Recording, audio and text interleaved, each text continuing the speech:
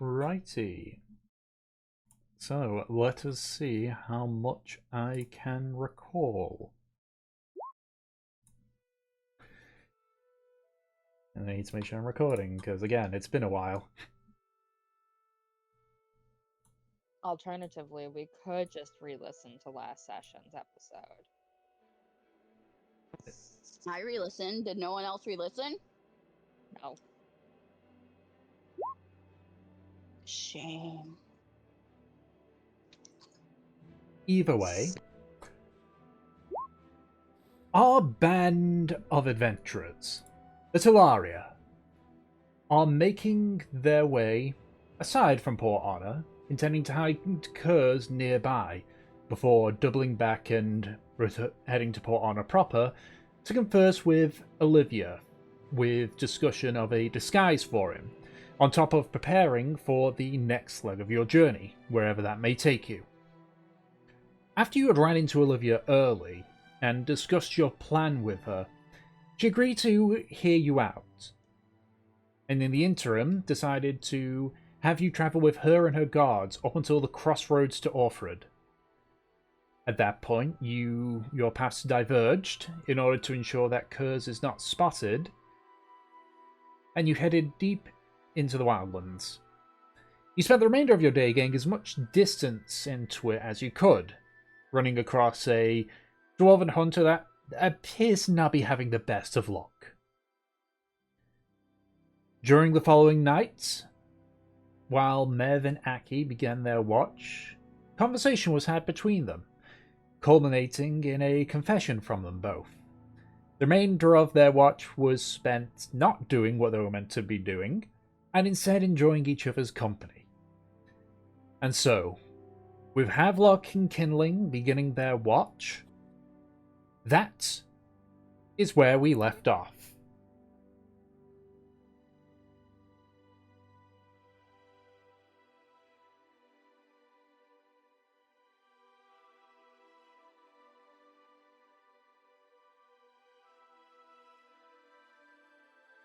Alright, so I guess my ass is gonna go wake up Kindling. We already woke you two up. You guys are by the fire. There's tea. There's 6 cups left.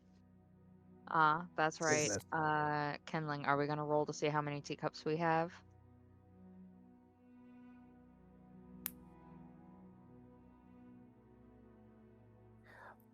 Hold on, no, because I think we rolled last session, and I think we only had like I think that's there'd be 6 cups left, yeah. Yep. They just said it. No, okay, sorry, but I forgot the whole thing of there's only 8 in a thingy. Sorry.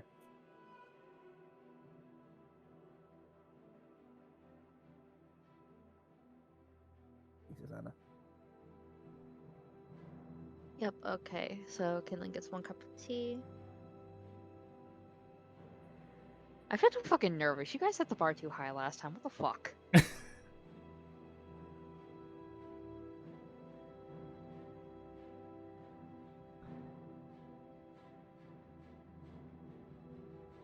Yeah, Kindling?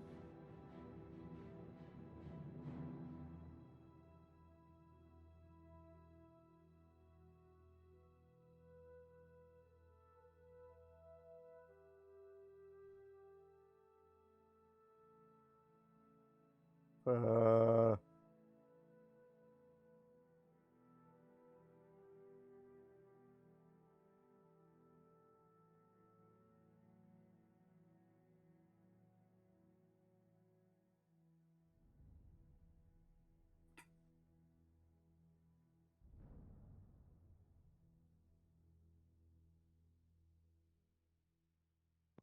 You want me to read these out? I can read them out. I mean, yeah. All right. What, as in read Kindling's lines, or? You read Kindling's lines. I'll read Havelock's line. Okay, sure. Okay. Start from the beginning. Okay. Kindling, what accent does what accent does Kindling have?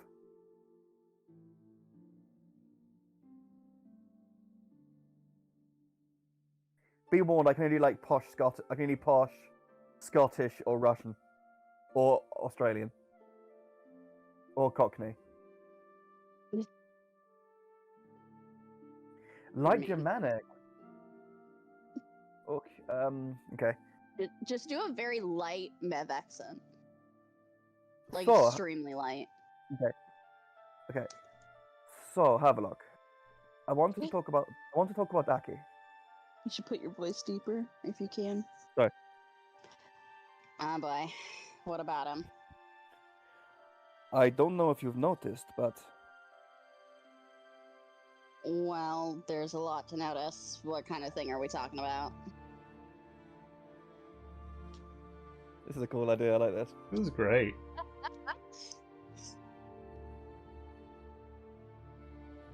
He's been needing to relieve himself a lot lately.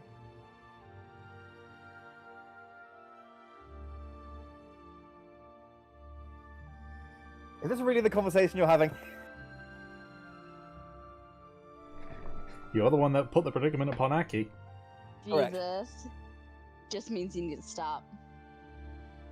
I think he's been trying to cook stuff for himself when we're not looking.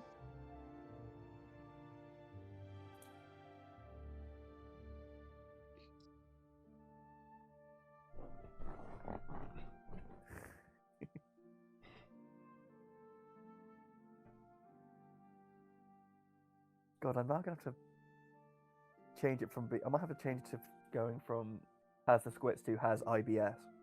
Oh my god. Just stop, Ed. Okay, sorry. Enough. I like having really mundane flaws. I'm sorry. We're done. with Okay, that. sorry. Okay, sorry. No. I think it's his stomach's just not attuned to what we make. It's I was thinking we could make him something easier on him. His poor, delicate, rich boy palate.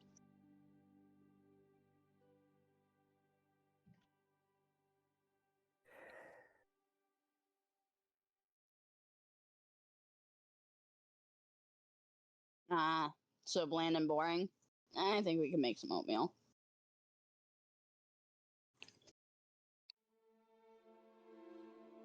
Am I doing a good job, Anna? If it comes to that, maybe.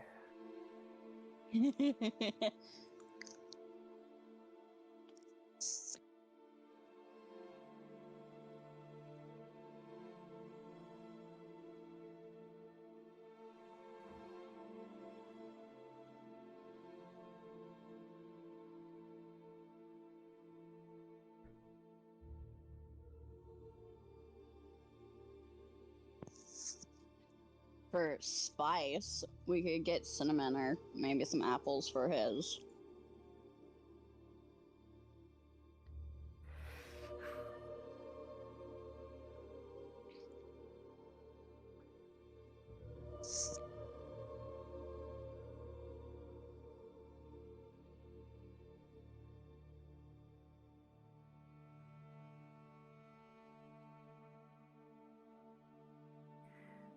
I have a good amount of cinnamon. Maybe this is a better plan than expected.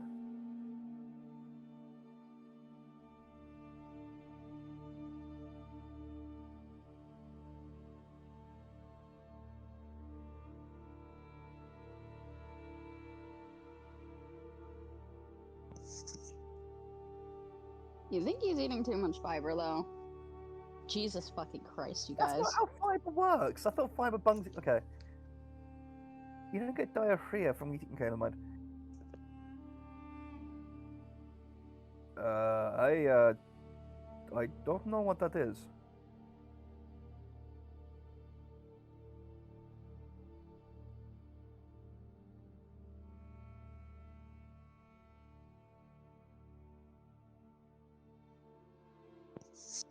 Light green stuff.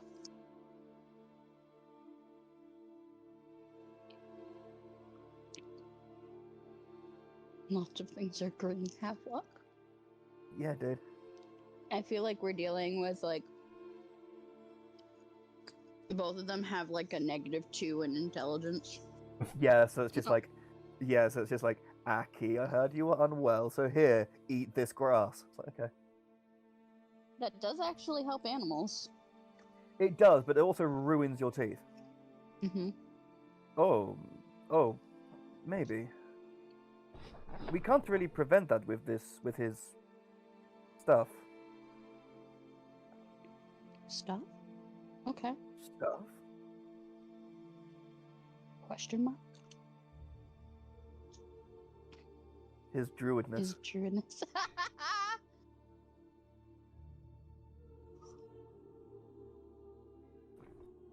I think we should take him to a cleric. Maybe it's a demon. Fucking. You guys could be having so many conversations. Like, so many. This And is the now one you chose. You're currently planning to, like... You're not going to start planning like a shit exorcism.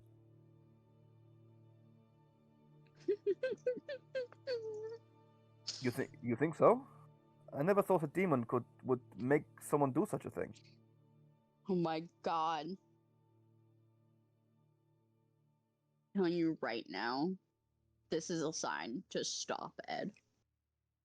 What? I know. Yeah.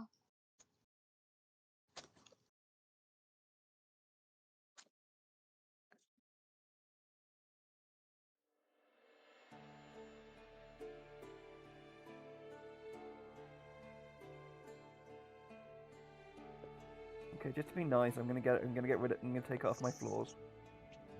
But well, if you give me like an hour, I can summon Dawes and we can ask him firsthand what demons will make you do.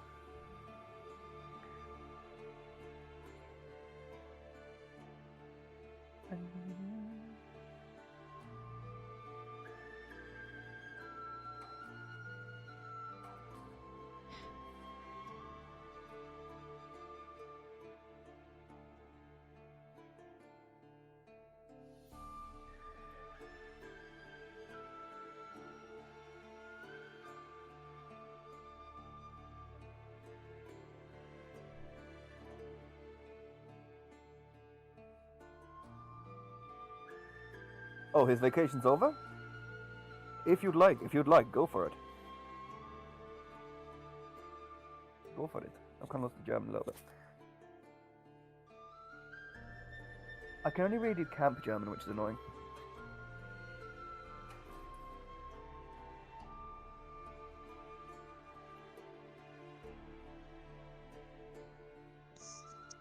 His vacation's been over for a long time now. I've just been nice. Nice.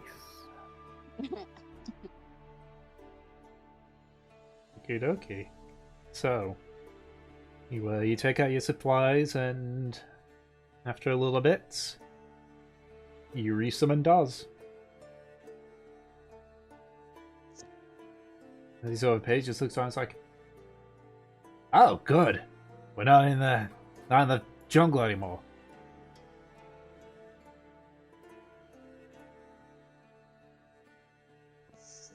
Oh my god, I'm not reading that. Do you want me to read it for you then? I want this conversation to stop. Okay, I'll deal with it then. Hold on, I need to think Anna's voice. It's dry and sarcastic. Okay.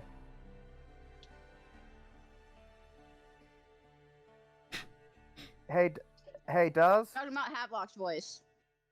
Do demons make you shit? Oh my god. You sound like a fucking 5-year-old. I always do. It's very important. It's so bad. Really? That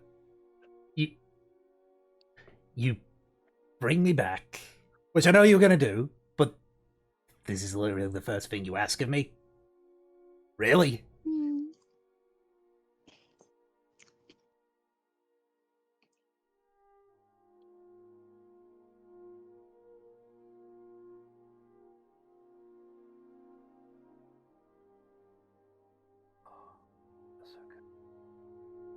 Sorry.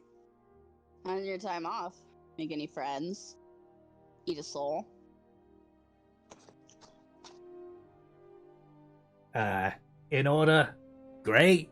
Great being back home. Really, really enjoy it. No, and yes.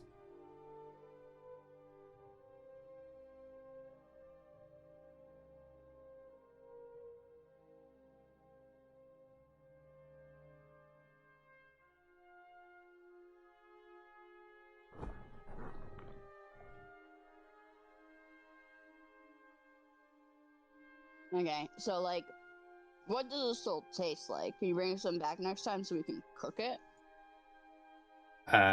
You're forgetting the part where I can't take things to and from the planes. I can't take anything to the Nine Hells. Can't bring anything from the Hells to here. So, as for what it tastes, I would say it depends depends on the person. on the soul, really. It depends on your taste. If you're more of the creature that enjoys torturing and such, we tend to find souls that the owner, so to speak, was tortured to death to be more tasteful. Whereas, those that drawn on sadness, it's a difficult one to say.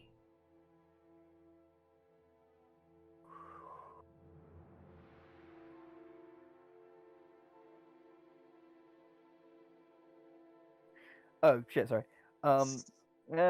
Anyway, Aggie's been feeling the call of nature a lot.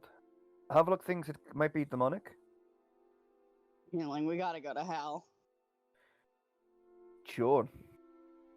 Jesus fucking Christ. Jesus, it's like two monkeys. There might be a few prankster demons that might do that, but not. We're not so much of the prankster type, you know. If you've heard the stories of demons, we're more about evil shit, not literal. Just we're evil. We do evil stuff. Well, I mean, you're an imp, not a demon. I'll have you know, I am a fiend. Yeah, less a fiend. Let's ignore that whole fact. Low on the ladder, but still, I'm on that ladder. Jesus fucking Christ.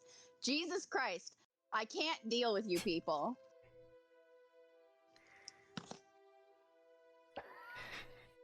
Okay. To be fair, Sagar are on strike right now. Me and Peach could stop out of solidarity.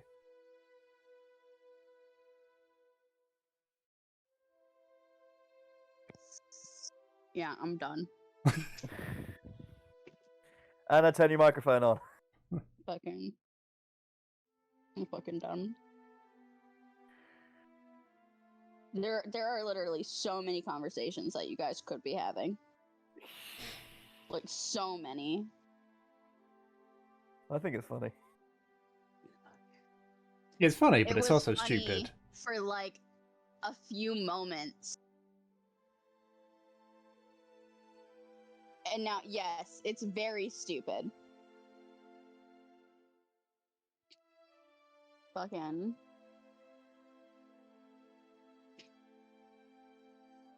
Oh.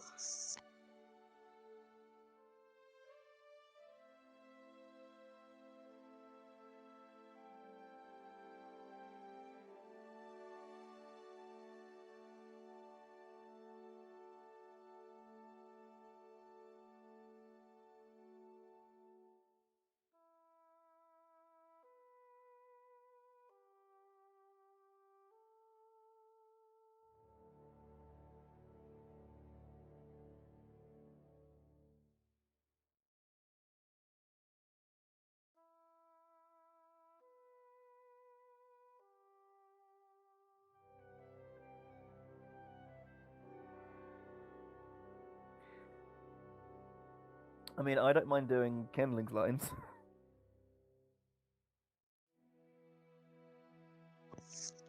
No. Okay.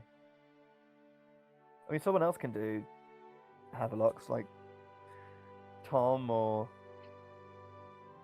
Anna or... I will kill you.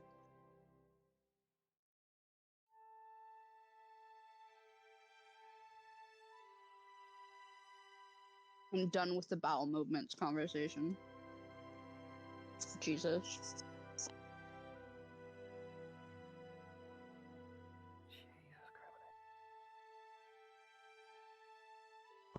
You know what you could be talking about, Havelock? You could be talking about the fact that you have not addressed your relationship with Mev.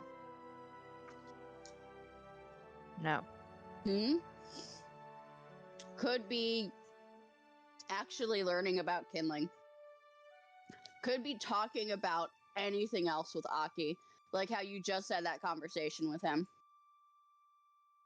And kindling could do the same. Instead, you guys are talking about shit. Literal.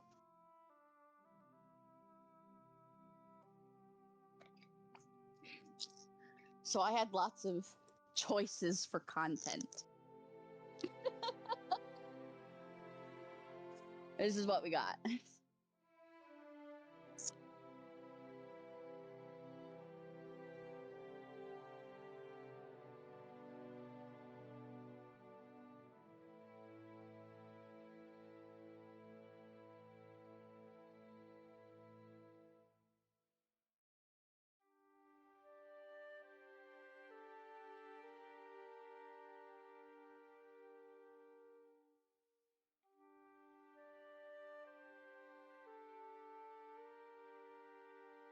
God, I hope you do.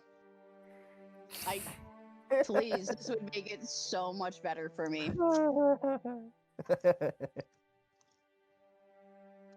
Please, can like just talk. Just talk about something else. Please tell me this was a lead-in.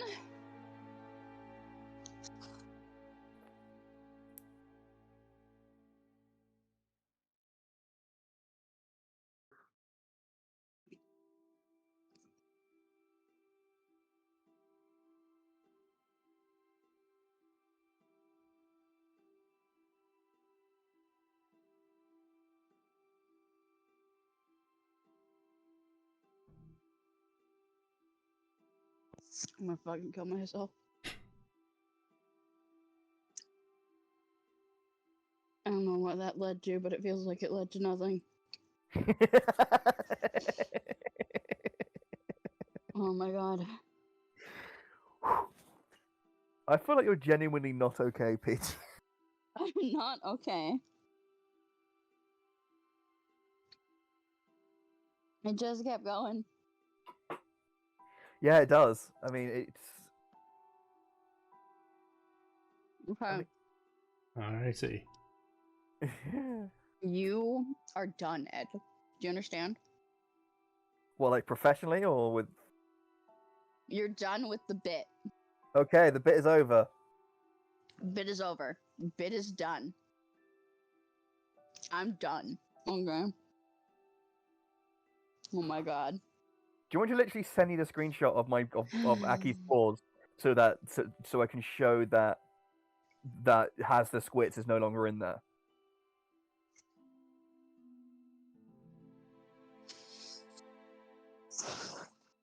Anyway, I'm a fun killer. Yeah.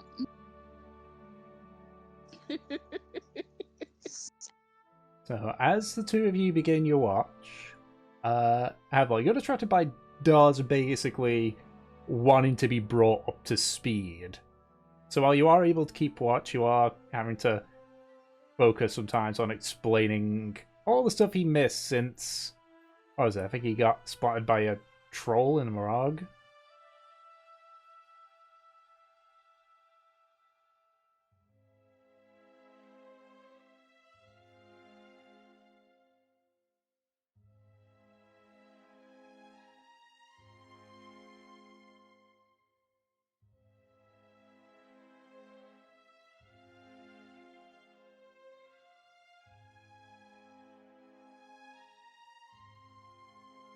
What do you leave out?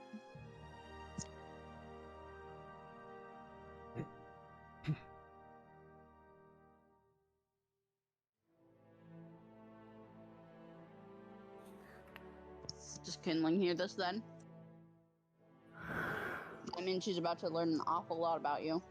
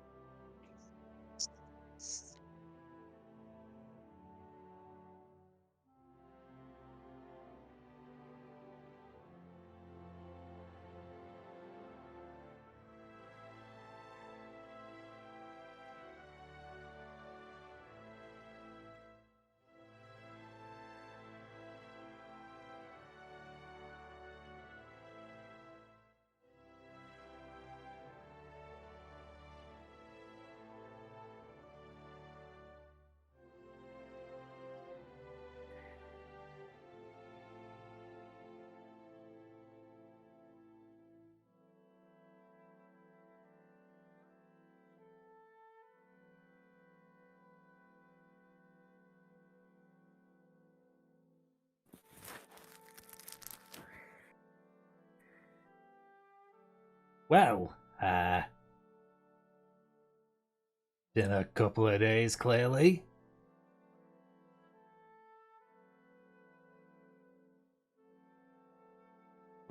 Dude, it's been like a month for you.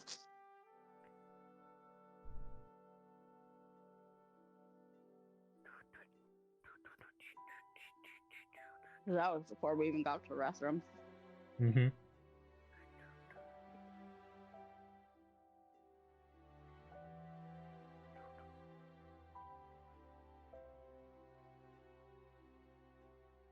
Okay.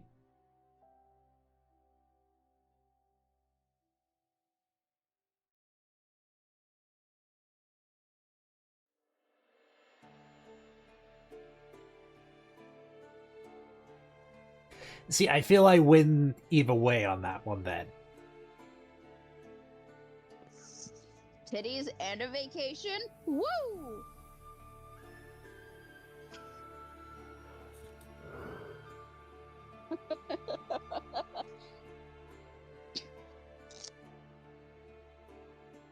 Titties in hell. That. Oh my god. What if that's one of the books that Nev has?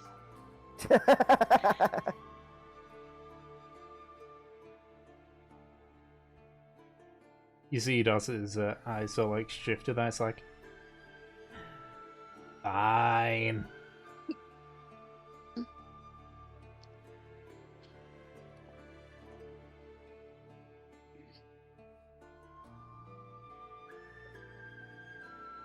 Alrighty, so your watch continues. Nothing seems to show up outside of the odd field mouse, which you sort of just shoo away. And eventually, your watch ends. You wake up Fur and Kurz, and you head to sleep while their watch begins. Do they also have a conversation about Aki's bowel movements? No.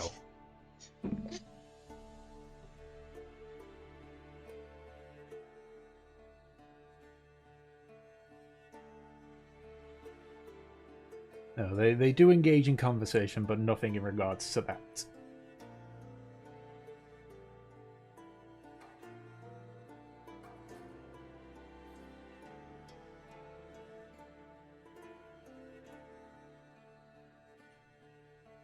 So, Kurz and Fur begin their part of the watch, while the rest of you finish your long rest.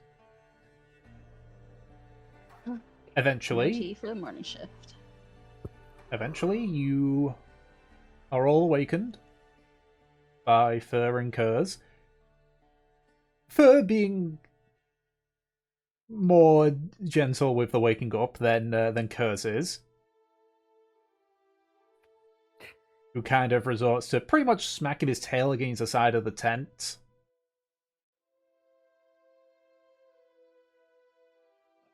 Which tent? Who is he waking up this way? How many tents do we have actually? I think I think it might just be Mev. I think it might just be Mev. Okay, yeah. Kurz wakes you up by just sort of like slapping his tail against the side of the tent. He feels a little like kickback from the tent. Well, good to see you're still alive. What were you thinking? I'd die in my sleep? Or maybe you were being careless. The reason why I was checking. He just walks off. You see his silhouette move away from the tent. And he just hears a little bit of a laugh. She'll get up to get ready. Yeah. The rest of you are shook awake. In fact, I'm going to roll to see who else Curse wakes up, because they're going to get a rough shove from him. Aki, you get the rough shove. Great. Well, Aki just sleeps on a bedroll on the floor. So like, So yeah. So Aki just. How does Kurz wake him up exactly? Does he basically like smack him in the face? he sort of like tucks his tail to your side and just shoves you, so he like forcefully rolls you over. Nice.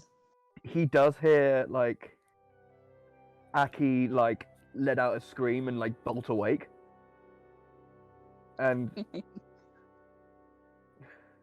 you see and like he gets up like heavy breathe and like he like sits up heavily breathing, and Aki just goes, just saying something would have sufficed instead of flipping me ass over tea kettle. I did. What? And I slept through your dulcet tones. Yep. Well then I apologize. Perhaps you should have spoken louder. And Aki will bring himself up and stand up and sort of grab his things, sling his sword around his belt, and have a big old stretch and get ready for the day. Alrighty. So. Oh yeah, you're gonna teach people to make like tea, aren't you? Mm-hmm. Yes, I am. Yeah. So after a bit, Aki goes, "Oh, right." Yeah, and Aki kind of just like goes over, picks up his tea chest from his bag, goes over to the fire with the pot of water, fills it back up, and then says,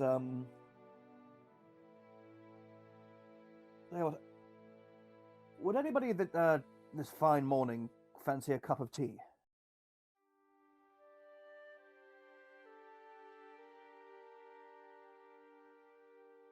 Mev is still in her tent. While it's going on as well, I'd like you all to roll a d4 for me. Oh no. Oi. Where's the dice button? There's the dice button.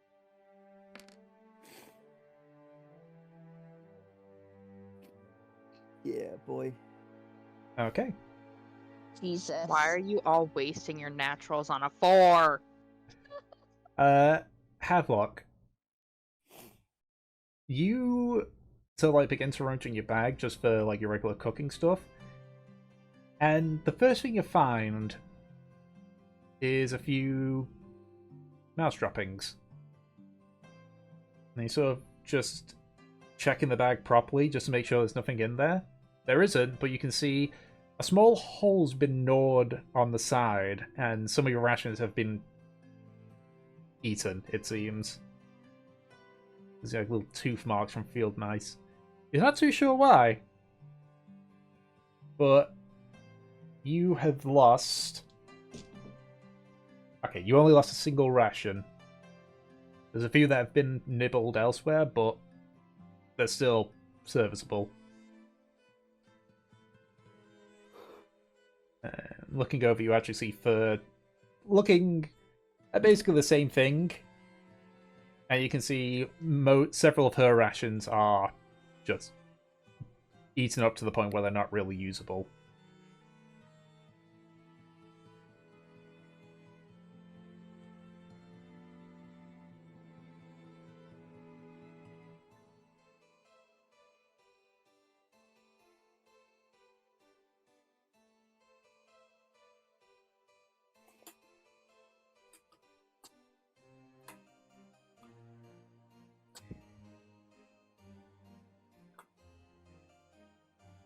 Are we still doing the voiceover, by the way?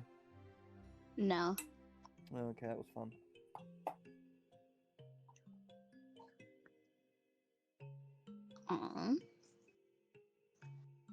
Yeah, Mev's still in her tent, but she'll hear the shouting and just check her bag. There's a few sort of like signs that something's been sort of nibbling at it, but none appear to have gotten through. It only appears to Alright. be Havelock and Furs. Yeah.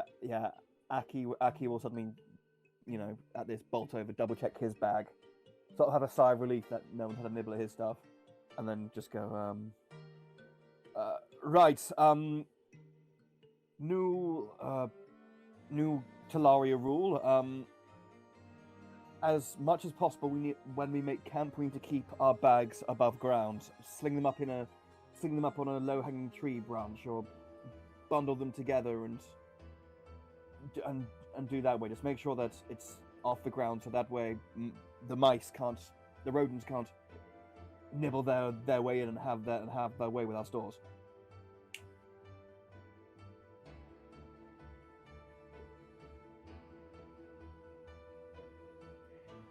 What? Because despite looking like a mouse, I'm not fluent in their language, I'm afraid. That's not true. What do you mean? We watched you talk to a fucking owl yesterday. Yeah, but using... Oh, that is true, actually, yeah. Yeah, but Aki says, like, I mean, it's strange, I can turn into an animal, and I can talk to animals, but not at the same time. It's a strange byproduct of exactly what aspect of myself I'm sort of bringing more into harmony and connection with nature. It's strange, and I mean, I can talk to them. It's just, do you really want me to?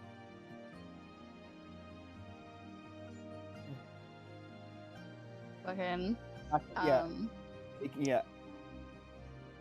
I mean, Mev fucking comes out of the tent and goes to you all. how does she look? Are you talking about physically or mentally? Fucking physically, and then I will see if I can pass together the mentally. She looks fairly normal, but her hair has been done up in like a ponytail with a flower in it. Oh, okay. Mentally, you'd have to insight. Yeah, okay.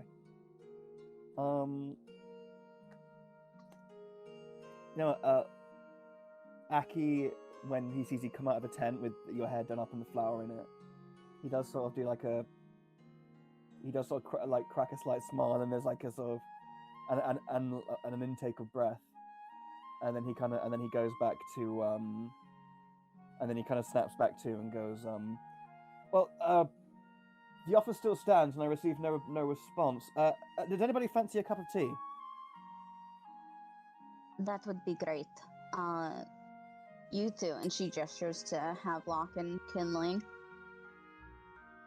I don't think we should be wasting Aki's magic just because a couple of rats have climbed in. We should just do what he said. Put things up high. Thank you, Mavela. It's...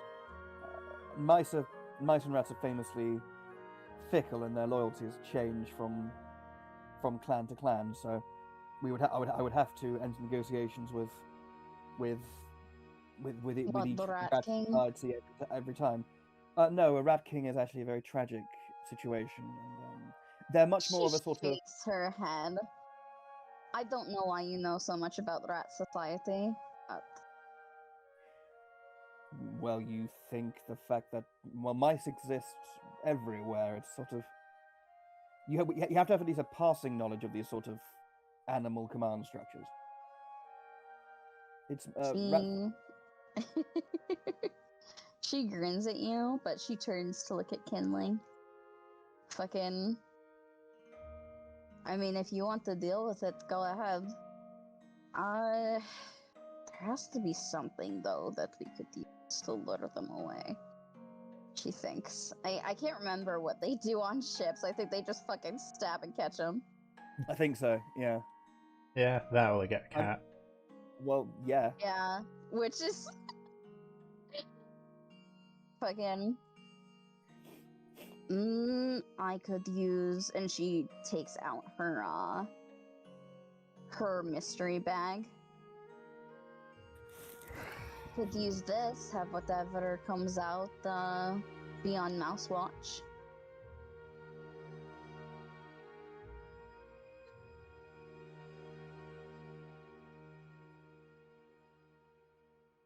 Should be her fat fuck rat, yeah.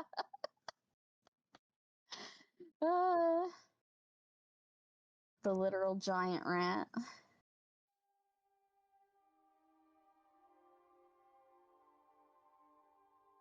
Fucking.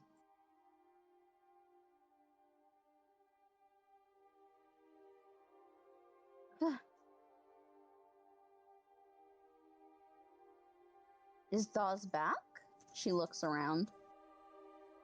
All right. Ah, it does. Yes, My good you're man. Good you. to see you back. Yeah. Got called back for. I don't know.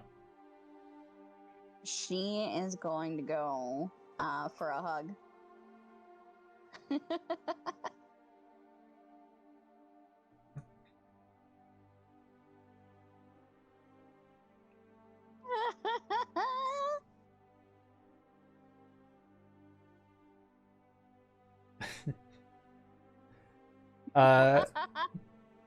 Yeah, I'm just gonna roll to see what does. He's gonna look at you, Havelock, and give sort of a "What do you expect me to do in this situation?" look.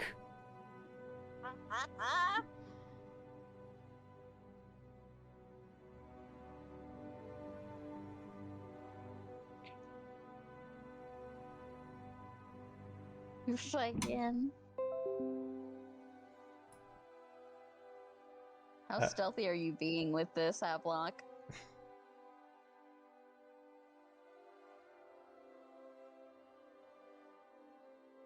Because I'm gonna roll a perception for that.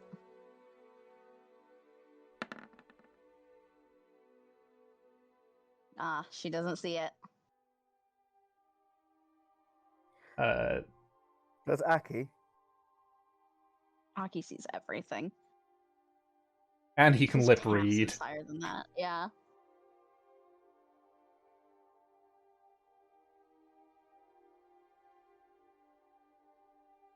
Fucking. Just wait and see. Dog better make a decision, or I'm gonna make it for him.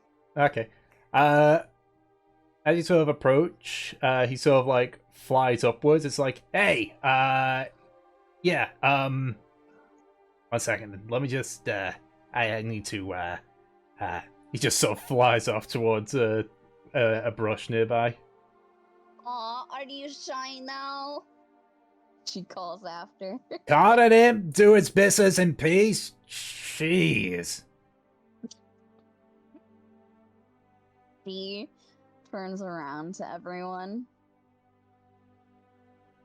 I don't think he's ever run away from her. Do you think something happened in the hells? Like what? He suddenly stopped loving my... She stopped, actually. No. She shakes her head.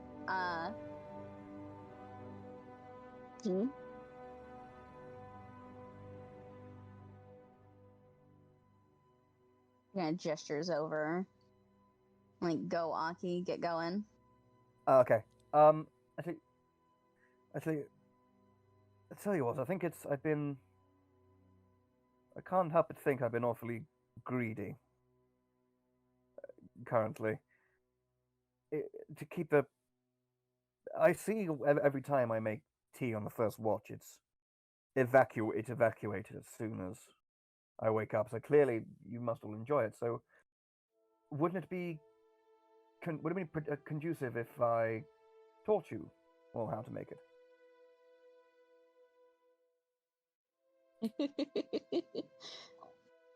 Therefore, I wouldn't hold the monopoly on, delicious, hot leaf soup. You can try. I don't think I'll be very good at that. Well, why do you say that, Mevila? You think you're predestined to not be good at certain things? She stares at him. I trip over my own feet. And I trip over every word I say.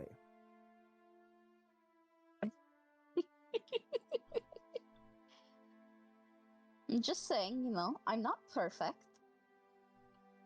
Yes. I'm lucky when I go to a shop and ask for some tea. They don't just go to the nearby sign maker and make me a letter T.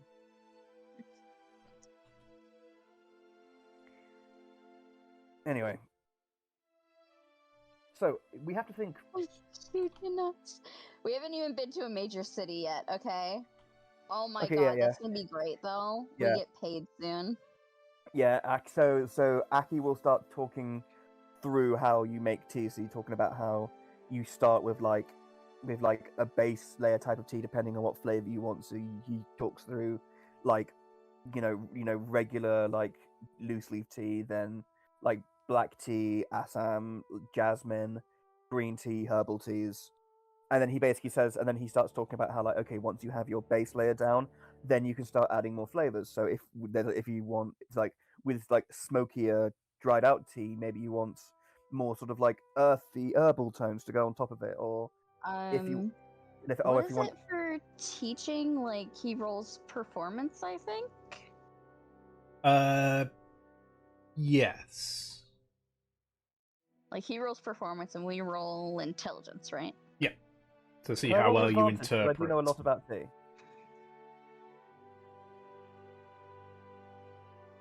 Can I roll with? Can I do? Is it a straight roll? Or do I get advantage or?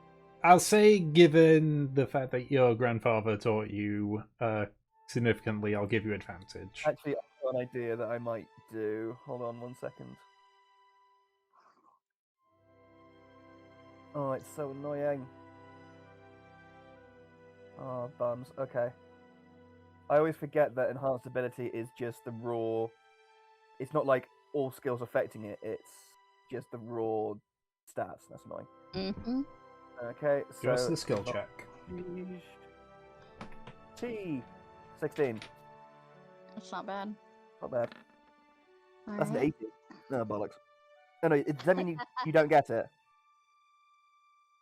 No, it means that I do get it. In fact, I get it better than you explained it. Oh wow. Okay, fair enough. What the fuck is Kinling just gets mad that he has to fucking wait and wait. He has no patience. Yeah, Aki goes on for a while and is getting really detailed. And okay. I feel like up to a certain point while Aki's talking, Mev just starts going through the motions. Pretty much.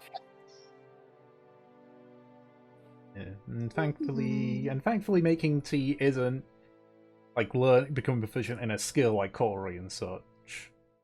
So Yeah. we don't need to keep track of it.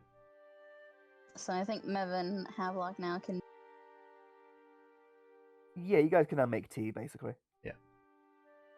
Fur does not take part. She spends the time repairing her bag. Great. So Aki says, so once you have your leaf foundation and you pick up what extra herbs and little notes you want to add to it, and then you bundle them all up and you bundle all them up. stick them inside your kettle, and then place it on the fire, and then wait a few minutes, depending on how strong you like it, because some of these leaves can tend to get a bit, especially if you have sort of like black tea or SM tea, it can tend to get a bit of a bitter note, which is not quite as appealing to some. It doesn't quite work in conjunction with other flavors. You have to be a little bit careful sometimes, and and then he kind of just spots, and then he kind of like spots Mevela. I'm guessing just like already like in the chest, making her own little bundle of tea I behind him. imagine at this point, with how Aki's talking, she's already boiling the fucking kettle. Yeah. Aki's kind. Aki. I think if you probably look at him, he's almost like entered almost like a tea trance. Of like he's just like rattling off everything like that comes to his mind about tea and like everything his grandpa taught him, and that's like a stream of consciousness almost. And then like Aki kind of like starts like hearing the water boil, and then goes, "Oh, oh, Mike, Mevela, I see you're a considerable number of steps ahead of us." She shrugs. I watched you do it before, and you were talking for quite a while. Well, yes. I mean, how else would you know it was me doing the instructing? She smiles. What are you working on there? What flavor profile have you concocted? She looks through the tea chest a little bit. I will say the tea chest is looking a bit bare. Yeah. It's clear that there are certain like it's well organized and there are certain compartments, but it's clear that like there are like there are certain that have a few leaves left in it, but there are certain compartments, especially like some of the more like maybe some like black tea or the Assam tea, the ones that's like the more or green tea, the one that's like more standardly used. Well, she Is running quite low. fucking she basically took the chest and she's got her bag out with a little bit of her rations, and it looks like she has taken some of the like she's taken the tea and then some of the like dried fruits Yeah. and combined them together. Okay. And it looks Aki- like she's making some kind of orange tea. Okay. Aki does very quickly like while you're talking and you're looking and working on the tea. Aki does, while looking through the box, checking for it, he does come across the part of the box that has the dried fruit in it, and he does see the fact that there's a few left, like certainly some of the orange peel is gone. But then he grabs about half a dozen of the dried raspberries and say just put those in your bag. They're for you. She opens her mouth to say something, but she just smiles. She will take them, put them in her bag. I made some kind of floral orange tea. I think it would be better spiced. You don't have a lot of spices. Well, no. You see, there's the making of the tea is an art in itself, but then also, I guess, the tasting and the savoring and the appreciating of the tea is another one. Where there's sort of an old school and new school of it, where the old school sort of sees some of the spices that maybe come from Arazar and Karmora, and some of the ones that are much more sort of punchier and fragrant and perfumed and sort of dominate flavors as being a bit gauche and a bit unrefined. But sadly, my collection is one of the old school. So no, there's no cinnamon, there's no nutmeg, there's none of the, So there's you're no. a tea snob, is what you're saying, and that leads you to having boring teas.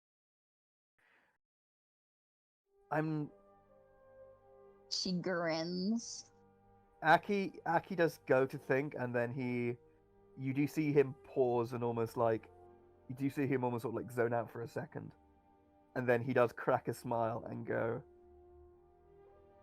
"Why is there never a right answer? And Aki says, no, I suppose, if you want to use that parlance, I was raised by tea snobs. The old school was the old sort of fusty way of doing it is the only way I was taught. But I tell you what, I suppose you must have a market for these sort of provisions down in Port Arthur, won't you? She nods. So in that case, I suppose we can stock up. Perhaps I might be able to commission a smaller one made and have that being like the experimental chest. I don't know. Man, wait until we put whiskey in your tea. She turns back to her work. Seems like she wants this to go well. Sounds vile. That would water it. Who would put whiskey in tea? Oh, I know many people that would put whiskey in tea. Or vodka. I fear that some of the people you knew went from mother's milk straight to alcohol. She thinks about that. Yeah, 9 out of 10. Do you think chronic alcoholism is a detrimental problem to pirate society? You think chronic tea snobbery? She starts, but it looks like she can't even get through it. Without laughing. Yeah. Well, yeah. Well. To be fair, Aki does burst up. Aki does crack at that as well, and say, Oh, I and don't know what's with me today. I don't know. Perhaps you had pleasant dreams of flowery meadows. I don't know. I don't dream. And she pours the tea. Yeah, and Aki does must to himself. That's never not going to be weird. I'm sorry, say that again? Aki must to himself. That's never not going to be weird. Yep. And then Aki says,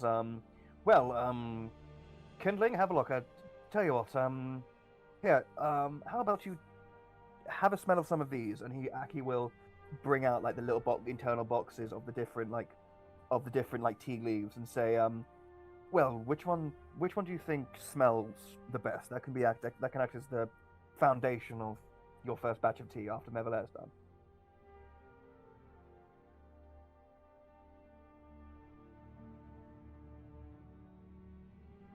So yeah, Aki hands basically tea leaves that in our modern time would be like standard black tea, Assam, like Earl Grey, green tea, Lapsang Souchong, so like a smoky tea, that sort of stuff. In fact, those 5, he sort of None of those are florals. Well, I guess one of them is a floral. Yeah, there you go. But canonically, Aki only has fucking like floral fruits. No. That is something that we have confirmed. That's not canonically. It's part of his. It's the only one he fucking uses. I know. It's almost because the person who puppets Aki doesn't really know. Okay, Aki says, "Oh, okay." Don't even have puer. Shut up, Aki. Jesus Christ. I don't have fucking hibiscus either. Wanna talk about fucking tea snobbery? I don't have rooibos either. Yeah. And Aki says, okay, interesting. Well, this one works well with herbs and subtlety in certain flower buds. Aki will hand you a couple of items from the chest, and then say, "Here, smell these together. See what you think."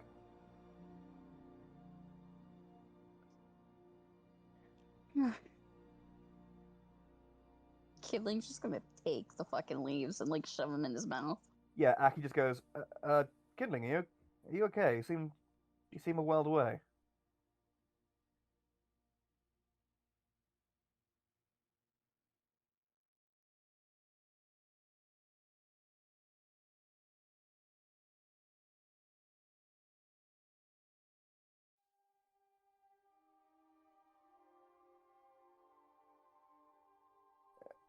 Oh, right. You do that. Do you want me to make you a batch of anything while you're gone?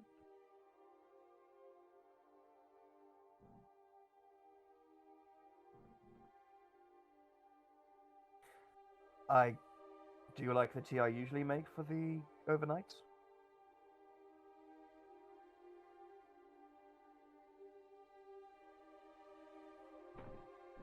Okay. Do you like smoky savory or sweet?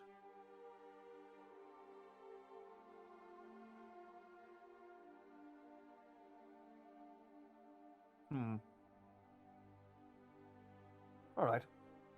I'll see what I can do. And yes, make sure the mice haven't been nibbling at the sheep. Yeah. So. Yeah. So what does Mev? So. Yeah. So I think what does Havelot do with his tea?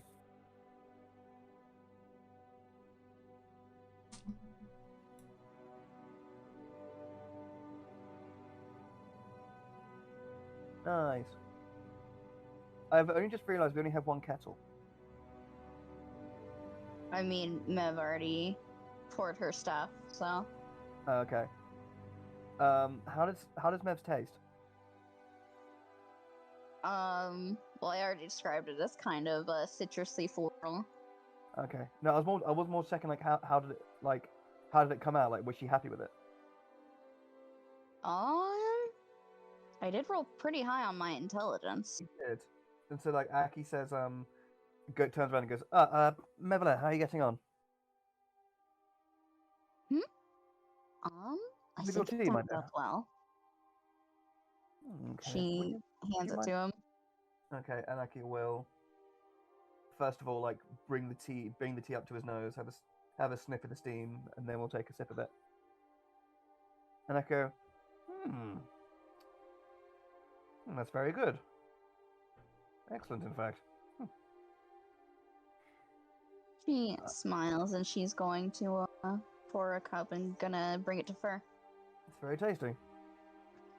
Yeah. Thank you. And it's like Aki says, I can't tell if I'm a good teacher, you're simply just brilliant, and hands the cup back. Oh, that one's for you. She waves you off. Are you sure? Shouldn't the craftsmen, enjoy the fruit of their labor? She looks to Havelock. I'm waiting for something else to try. All right. In that case, have a look.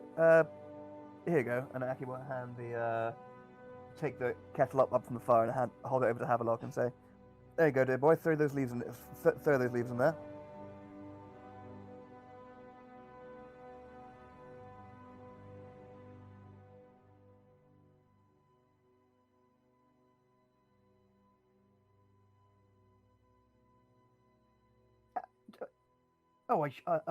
I should have said you need to be careful with it because you can bruise the leaves and then it can ruin the flavor. But that should be fine. And then Aki sort of refills it with water and sticks it back on the fire. And then eventually, yeah, you get the smell of herbal tea coming through the air. Herbal, like green tea in the air.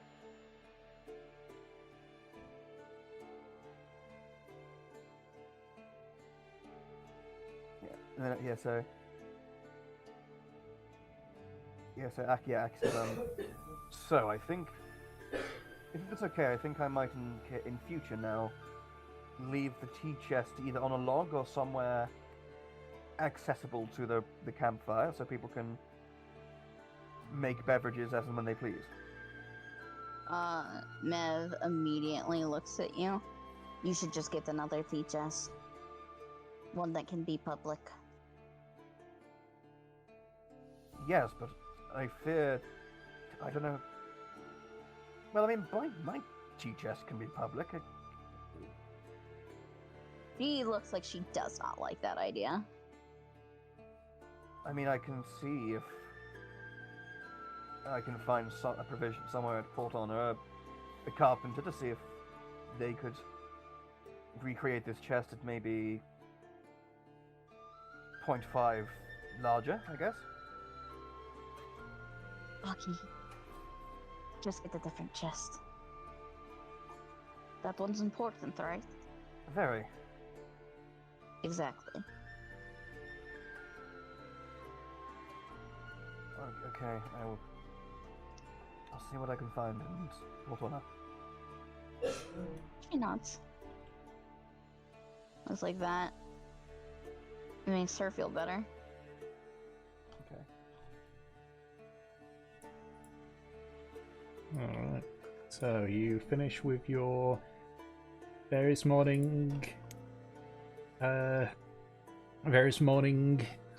necessities. Fur does take the drink from you. She's already prepared her bag and is currently in the process of preparing Havelocks. Dawes is just sort of like standing nearby, just watching her work. Mm-hmm. Does anyone else have anything that they would like to do?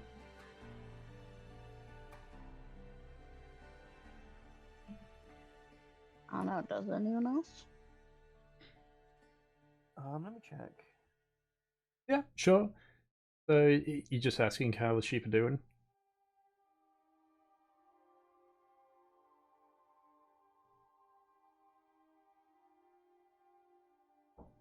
They seem to be enjoying themselves. They're simple creatures. There's a lot of grass to eat, so they're not really complaining. Beep, beep, I am a sheep.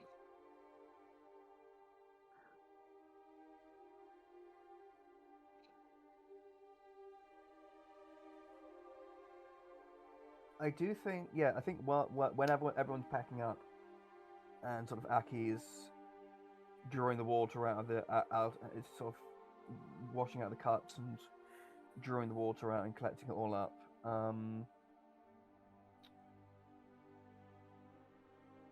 He will sort of look back over towards Mev's tent, sort of do a sigh, look up into the sky, and then stand up a bit beleagueredly and walk back to his bag and fasten the tea chest to the bottom of it and sling it over his back. Okie dokie. So,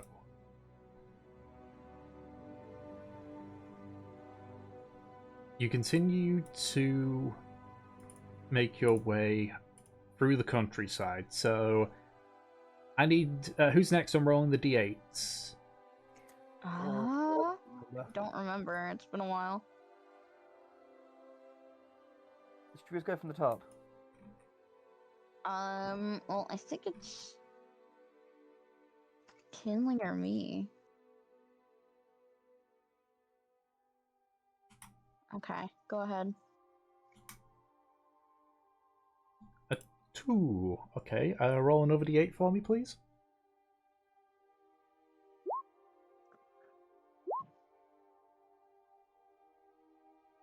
Okay. So,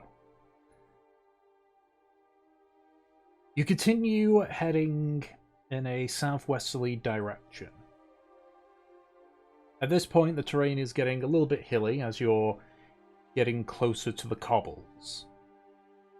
It's not mountainous, but there is now a lot of hill cover. During the first leg of the morning, okay, make a perception check for me. I would love Oh to. boy. Perception. Oof. Oh. Hold on. Beef. There we go. 26. Yeah, I don't know why I rolled on that, but, you know, worth a shot. Aki, you're the first one that notices it.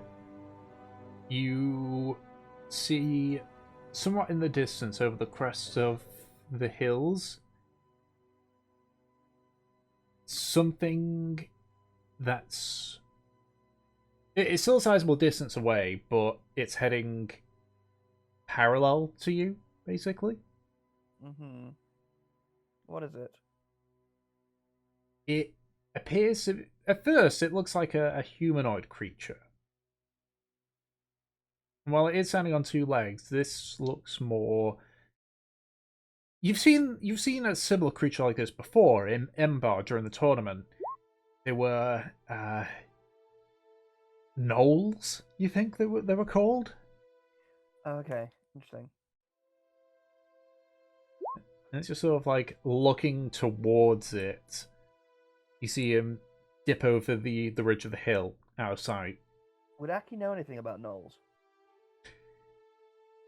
Make a nature check, I would Okay. say.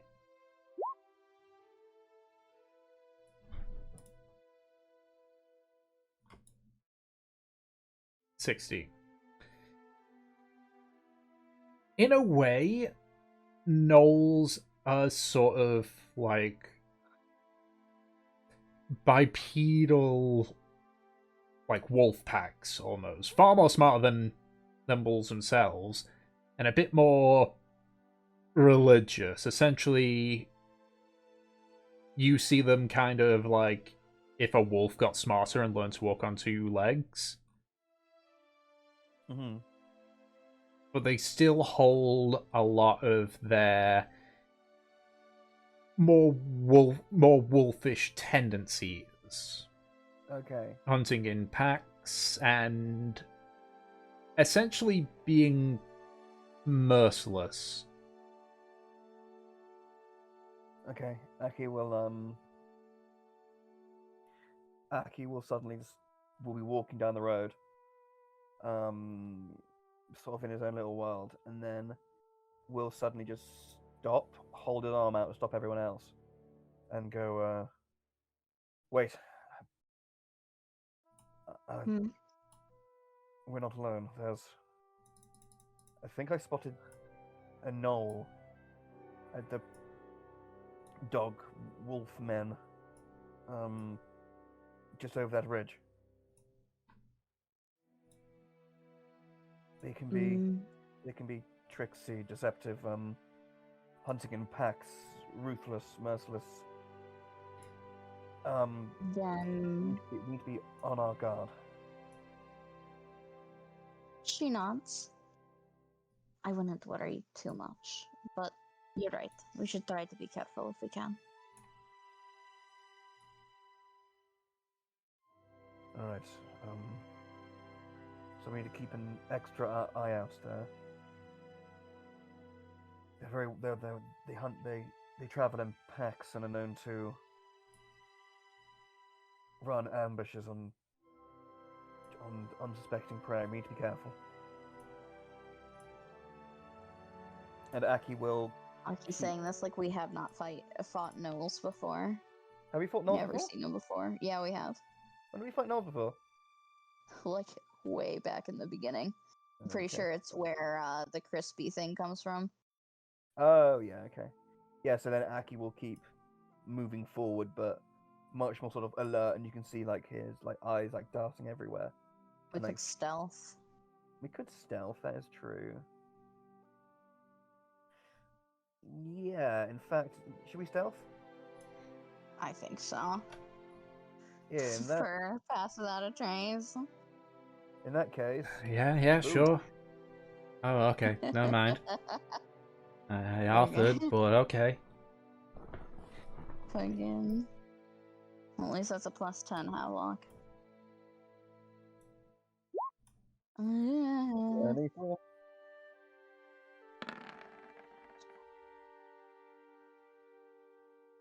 Wooey! It's weird that Mev wears heavy armor. Yeah, she does wear heavy armor. Even like on all her pictures, she's in like a pirate, like bustier. Well, I'm pretty sure that we've explained this too. Probably, I'm just a fucking idiot. Her armor is under her clothes. Okay.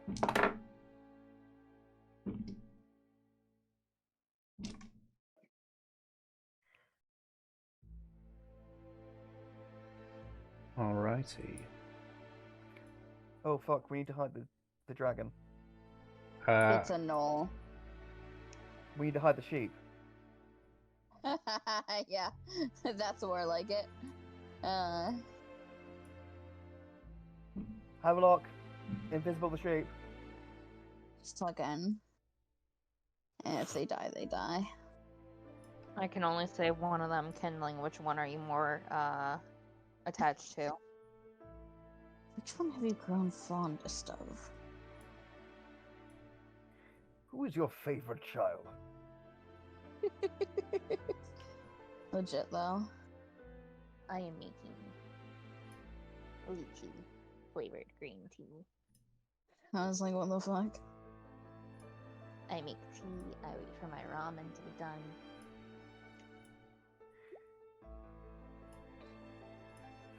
There must be like a rameny noodle soupy kind of dish in this world somewhere.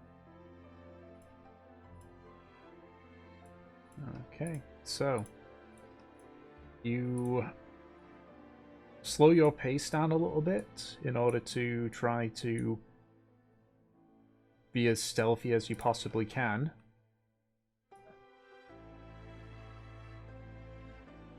For the next few hours, you continue traveling in the same direction. As you're traveling, I assume you're keeping an eye out on the Mackie. Yes. During the time that you're traveling, you do occasionally spot movement still. Where is this movement? It's still parallel to you, a little bit further back now. Okay. Yeah, Aki will say.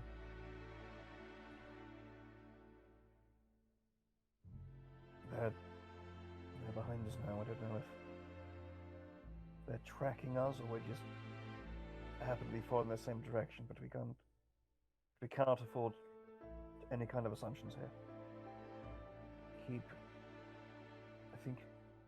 Keep the course and stay quiet.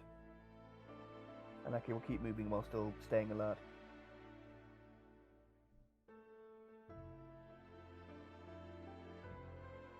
Alright.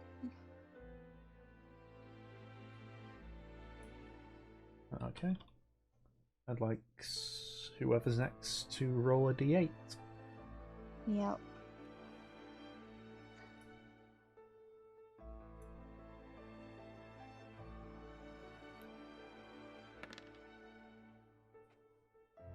Seven. 7. You focus on, outside of Aki keeping an eye behind, you focus ahead of yourselves. You get a little bit fortunate in the direction that you're going. You find an animal trail. Yay! Bird's the first to notice, and it's like, we should follow the trail.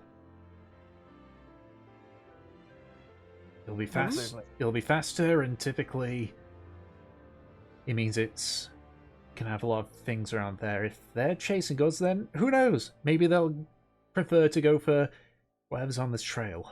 If not, then maybe we'll find a spot that's more defensible. Do you know what kind of creature it is? It could be anything. Deer, oxen. So we may be trading in gnolls for something worse.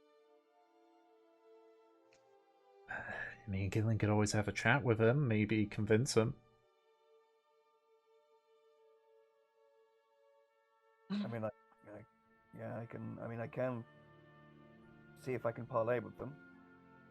I'm not talking the gnolls. I mean, if we find something from this path that is potentially as dangerous, if more. We could maybe, I don't know, convince him. Yes, that's also what I'm saying. Okay, Yeah, good. Mev nods. Alright.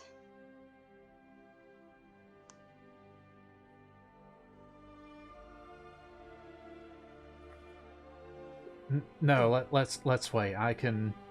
Yours takes time. Mine doesn't.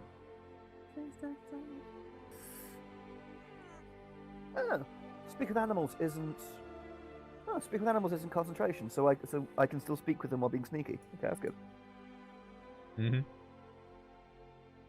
Okay, so you continue heading in the direction of the animal trail.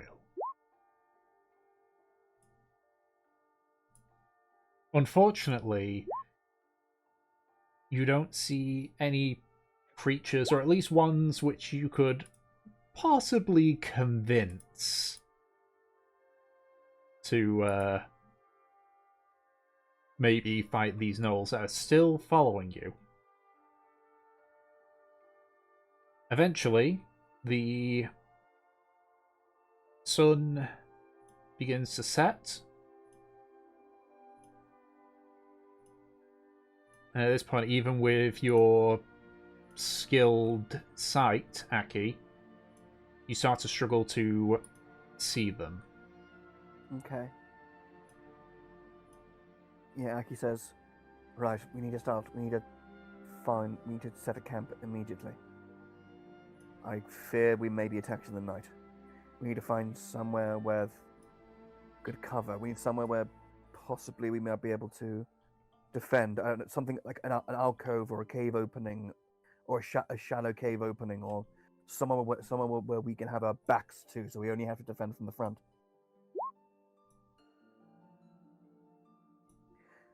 We could approach them first, but again, we don't know their number, and we don't know their intentions.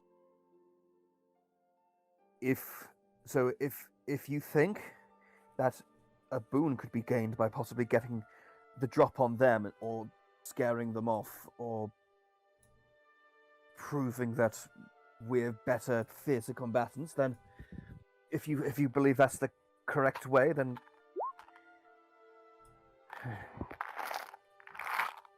hmm.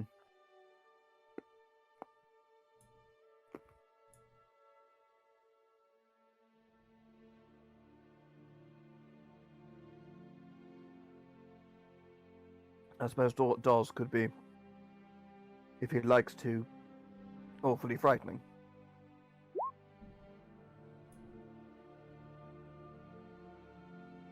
Good bait.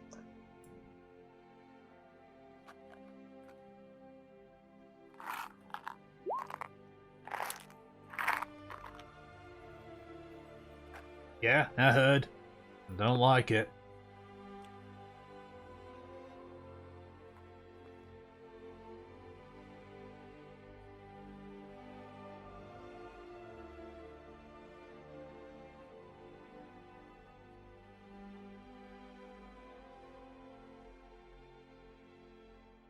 So what, I just go to them and scare them? See if you can. Okay, and what if I can't?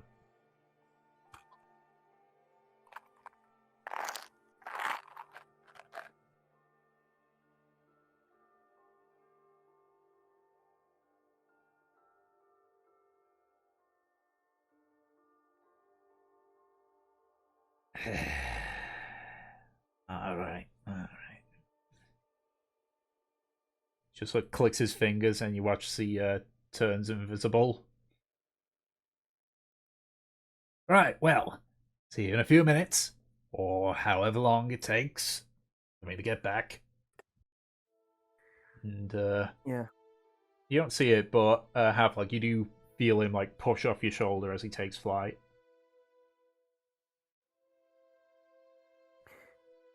Can Havelock see through Dawes' eyes?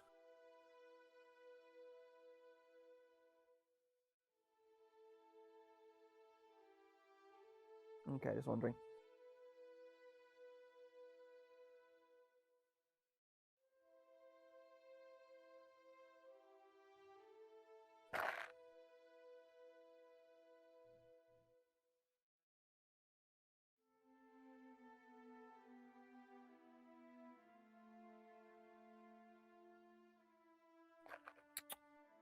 I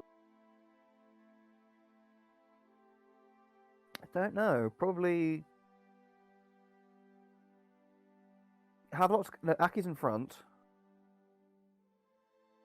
Then maybe kindling.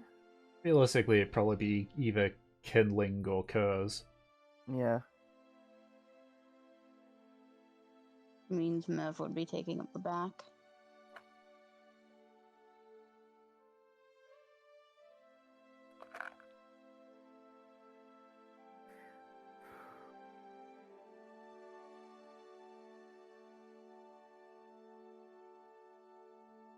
Pepperoni pizza.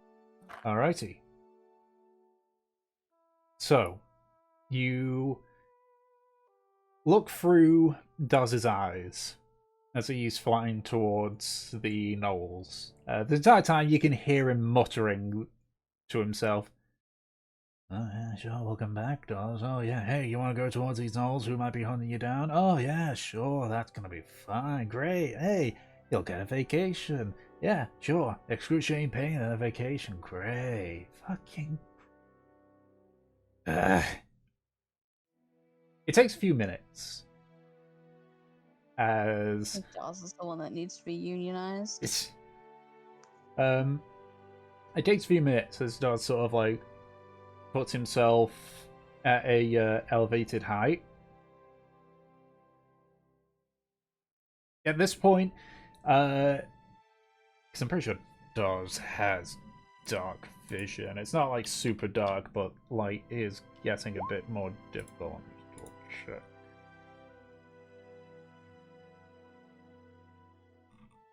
Mr. Imp, do you have dark vision? Yes, you do. 120 feet of it. Nice. So at this point, you can see roughly how many gnolls there are. There's about 9 of them, from what you can see through Daz's eyes. They're in various forms of garb. You can see one's got sort of like... You think it's some sort of like bones to begin with, but then you realize you're not half wrong. These are 7 limbs that are sort of wrapped around him in a belt. And sort of standing behind them all, you can see a much larger gnoll with... They don't have the best armor, but this one actually has what you would consider passable in terms of armor. And as they sort of continue moving along, the lesser armored gnoll, one of the 4 lesser armored gnolls, is sort of staying over the ridge, just sort of watching. And Daz flies close by and just sort of hovers above for a little bit as they just continue walking before he says, right. Just gonna make a religion check for Daz, see if he knows anything about gnolls and their religion. Okay. So for the next couple of minutes, Daz just flies there for a little bit, muttering to himself. He says various names. Okay. No, it wasn't. Oh, no, it wasn't horror. I got it. Shit, what did he sound like? At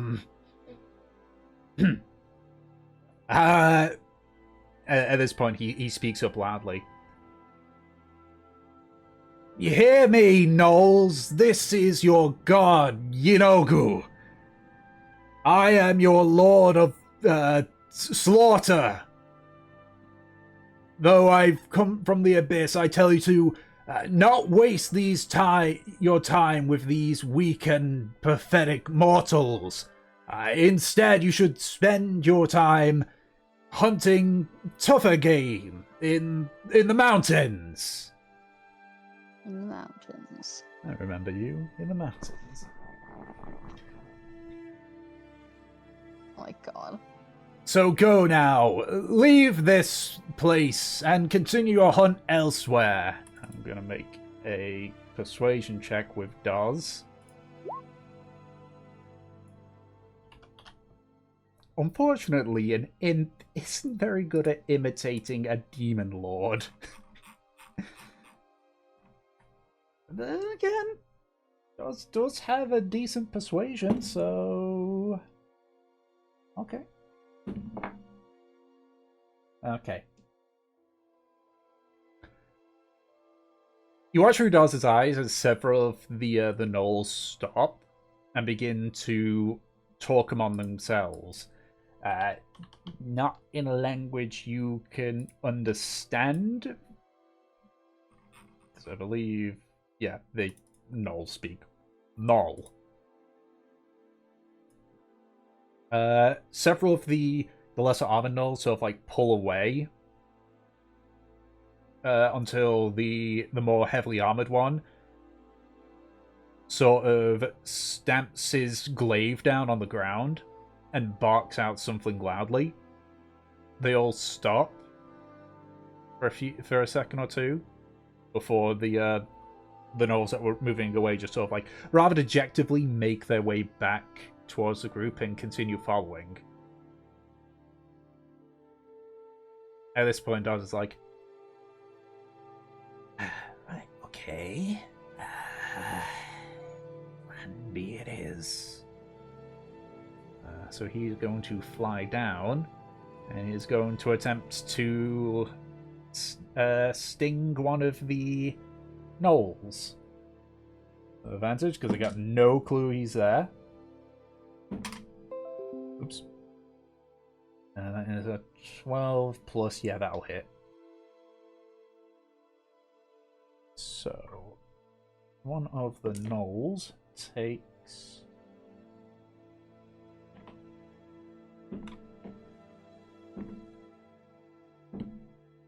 I do need to pull the staff block for a gnoll now, because Daz might have just killed one.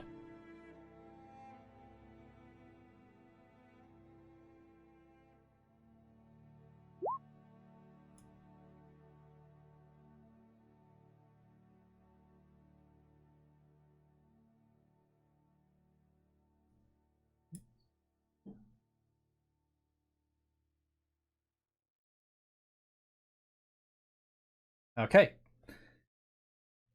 So Daz flies down towards the gnoll that's been keeping an eye out. He sort of puts himself so that he's facing the gnoll's back before he lunges down and stabs his tail into the back of its neck. You hear the gnoll go, stiffens up, and then collapses onto the ground. He sort of spasms a little bit before going still. There's a brief pause before there's some roaring behind them. Daz turns around to see the other creatures sort of pulling out bows and such. At this point, Daz goes, right, shit. He begins to fly back. They are going to make attacks onto Daz. That's cocked. That's cocked again. There we go. Yeah, that'll hit. Can you roll 3d4 plus 3 for me, Havelock, just for Daz's health? I'll quickly do the math on this one.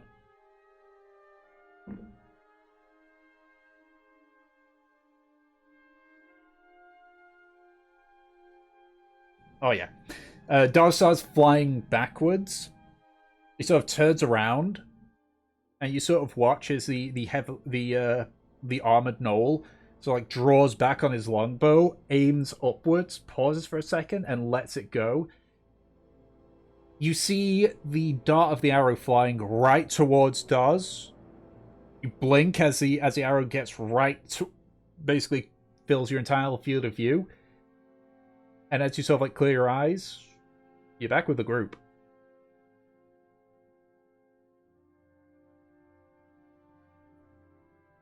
Oops. Daz has unfortunately perished. Again. Yep. So soon. No. Why? Well, that's unfortunate, but if I mean, if Dawes killed one, I think that we can pretty much decimate these people.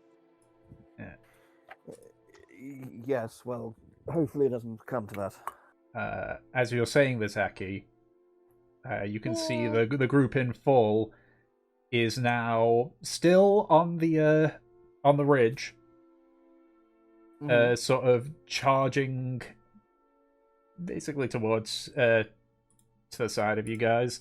So I will move us to. Oh, I need to swap that with your new token now, Peach. But for now, let me just still getting used to the new toolbar. I'm gonna drag us to here. I need to move your tokens, and I say I need to add Mevs. Where's the turn order? Here's the turn order. But I need you all to roll initiative. Okay. But let me first put Literally Mev's pissing shit out. token on here with a new thing. That's so you are all situated around here.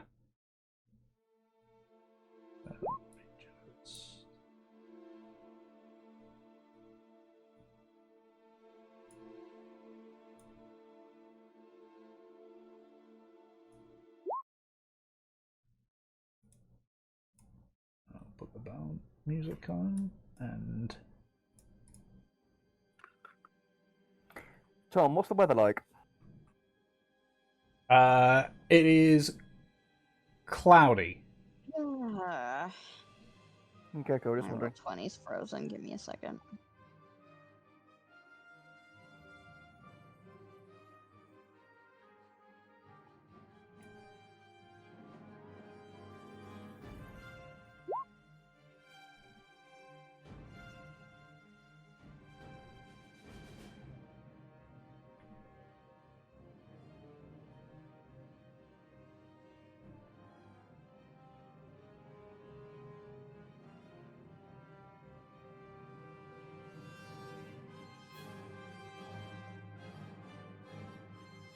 That's fine. So I can't click on my token. Oh, click on the arrow. You might be on pan. So click on select above it. That got me. Yeah, I'm here. I can't click on my token. Okay, great.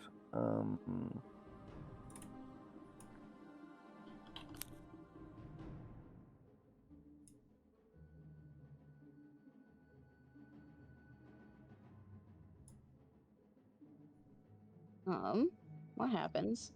Hmm? If I drag another Mev. I can click on that one.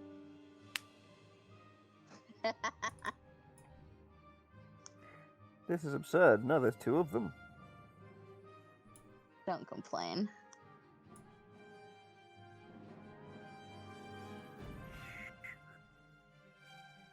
You have a third, that's enough for everyone. Oh, Mev.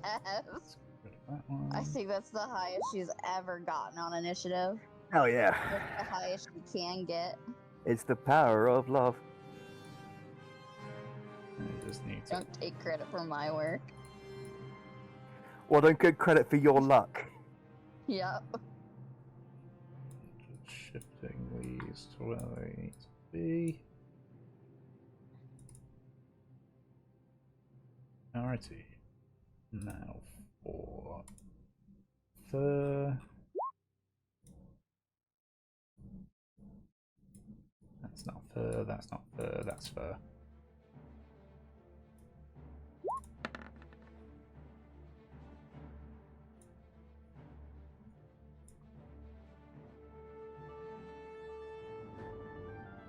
Alrighty. So, now to roll initiative for these.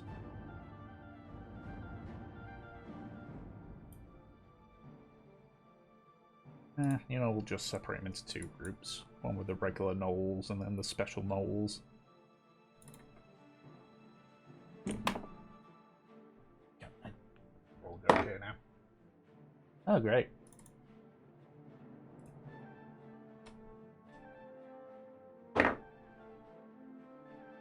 Okay, roll the exact same thing. Why don't you make it not matter? Okay, so top of the round, Havelock.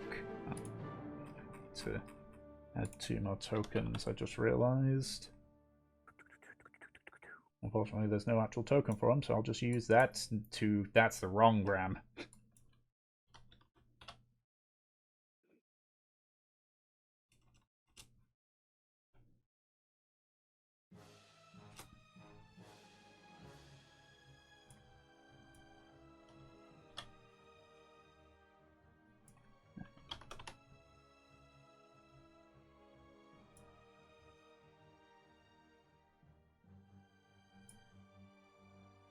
Ah, fuck it, I'll use that token and just make it real small.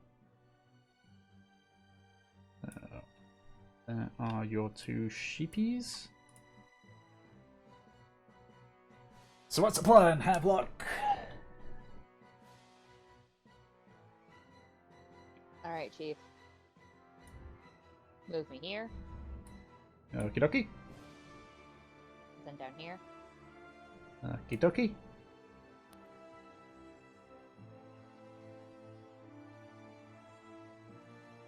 Then here. And where, sorry? Here, if I can make it. Let's see, you started here, so 5, 10, 15, 20, 25. You can just make it. Perfect. Shooting this guy twice. Okie dokie. Go ahead and make your attack roll.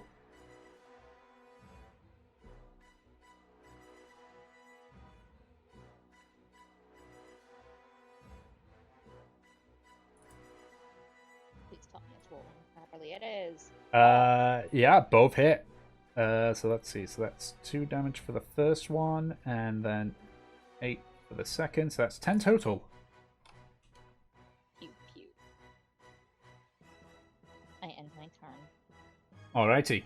So you sort of like point towards the leading knoll, and it fires upwards. There's a slight elevation, but thankfully this one is too close to the edge to be in any form of cover. So you get 2 solid hits directly into its flank. He sort of staggers a little bit, so it goes onto all fours a few times, but then stands back up and continues running. Alright. It is now Fur's turn. Unfortunately for Fur, she doesn't have any long-range capabilities. So she's gonna 5, 10, 15, 20, just stands there. And is gonna hold her action. And that'll be her turn. And then Kurz afterwards is gonna just stand next to it, basically blocking off this one area. And again, holding his turn. And that is Kurz's turn. So, Mev, you're up. Oh, alright. Let's fucking see.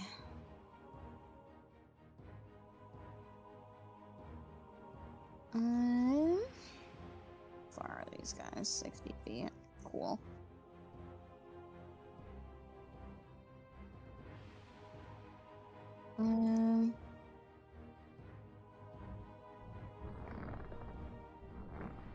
Alright, I'll hop over here, 30. Zoop! There we go. And then... Ah, so 2 tokens. Yeah, did you not hear the conversation that I had? I didn't know they were directly on top of each other. One of them simply Valkyrie. Let's see, if I do that... Okay, it doesn't get rid of the turner, so I'm pretty sure I can get rid of it. No, I've hidden that one now, so it's fine. I will delete it just to be on the safe side. Ooh, this is the wrong place. 10,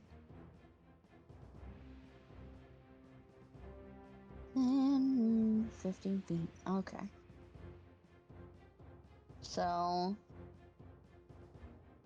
the Kier will spawn like right over here.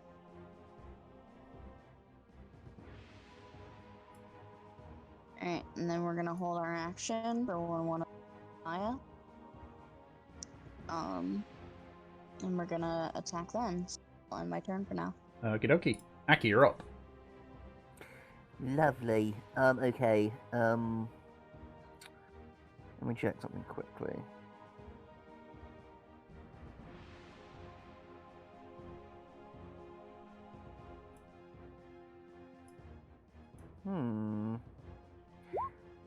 This is a puddle of water, isn't it? Yep. Because there's a thing.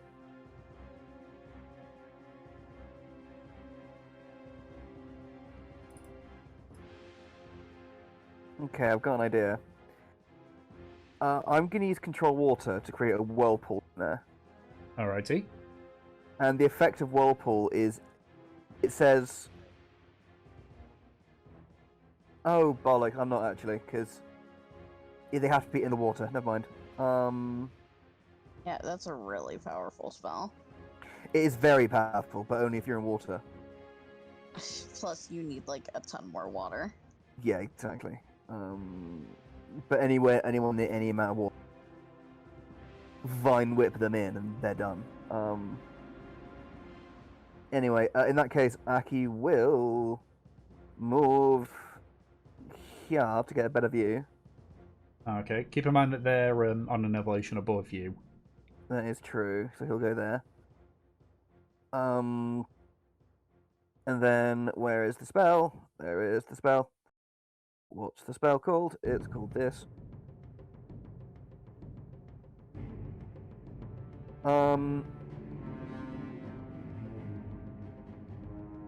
Okay. I'm going to use Cool Lightning on top of them. Okay.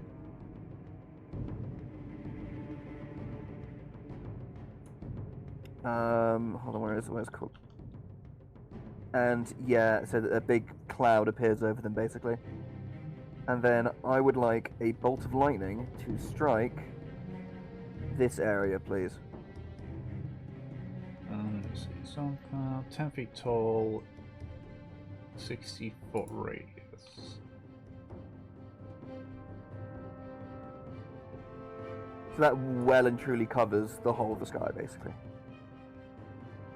Pretty much. And those quickly seeing particulars. At this point, you see under the cloud, the bolt of lightning flashes down, each creature within 5 feet of that point. Okay, so where are you pointing it? Where are you putting it down? There? Okay, so... In between these guys, so it hits both of these two dudes. Okay, so they gotta make dex checks. They do, and it's against, it's against 16 spell save.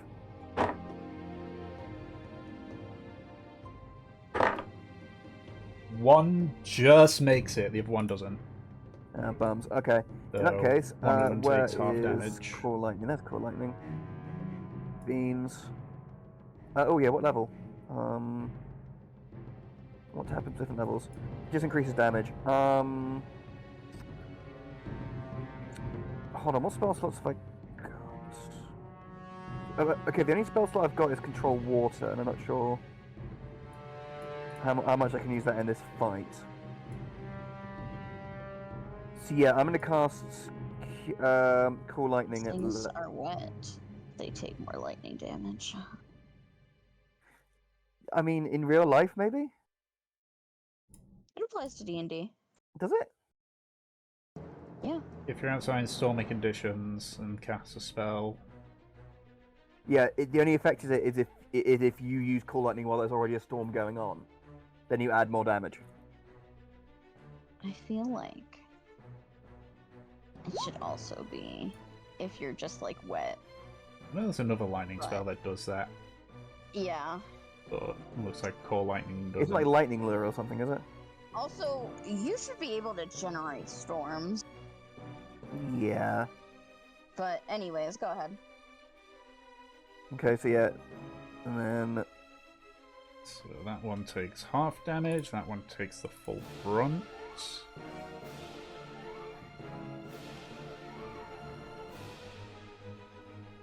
Oh wait, hold on. Hmm?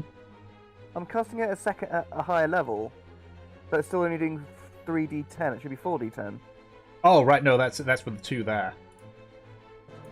When you cast a spell using a spell slot of 4 for higher level, It increases by 1d10. Yeah, and it says there, higher level casts, 1d10. Oh shit, okay, fair enough. So the lightning crashes down.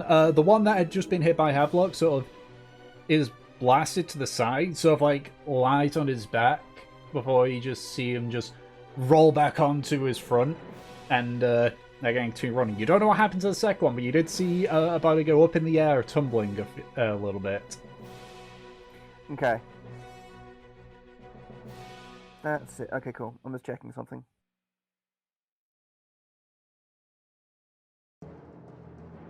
Okay, in that case, that is one's turn. Alrighty. So, it is now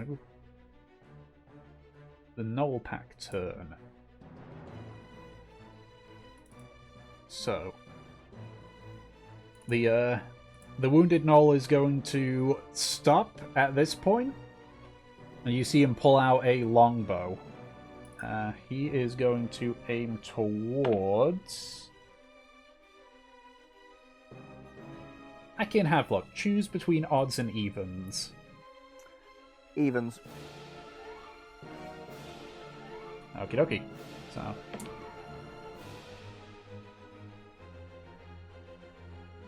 So this Knoll is going to do a longbow attack onto Havelock. And that's a natural 20. Damn.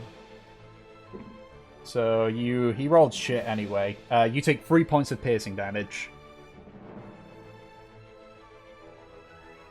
He just sort of like watches the as the Knoll sort of like pulls back on the bow and fires. Havelock, you're able to sort of like, you feel a sharp pain in your foot, and you look down. You can see there's an arrow sticking out of your foot.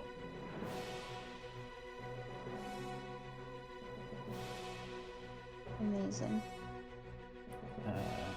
The second Knoll is also going to go to the ridge, pull out a longbow, and is going to fire at Aki. Bring it. That is a 22 to hit. Yeah, that hits. Okie dokie, so you take 6 points of piercing damage. How? What? Okay. Yeah, the Knoll that rolled the natural 20 rolled a 1 on damage, so Jesus Christ. this one rolled a 5. What do I roll to keep concentration? Constitution saving throw. You have to roll higher than a 10. Nope. Core lightning dispels. It's now the third Knoll, who is going to go 5, 10, 15, 20... Yeah, he's going to go for Valkyr, so 25. That does put him in, because your glaive's got 10-foot reach, doesn't it, Mav? Yep. Go ahead and make an attack roll then. Alright.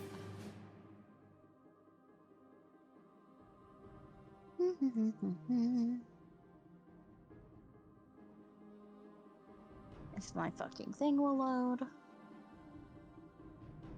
Karmora session without roll 20. Whoa! That was a lot.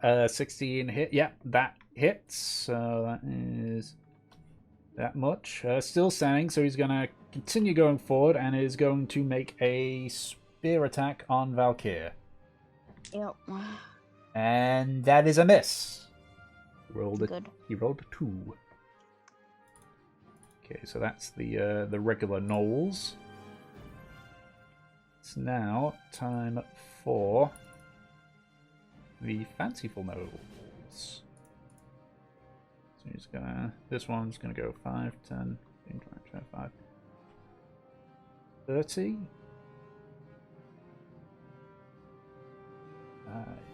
He's gonna just pick a random target. Actually, no, that's what he should be rolling for that. Oh, didn't make a difference.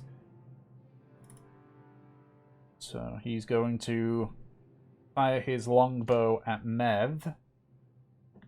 Mm-hmm. That is a... I think that misses. That's a 13. Miss. Okay, he's going to do another shot. Okay. 14. That is a miss. Okay, well that's that one's turn. Come on, buddy, I've got a -2 on my dex. 30. You know, this one's gonna just dash. 30.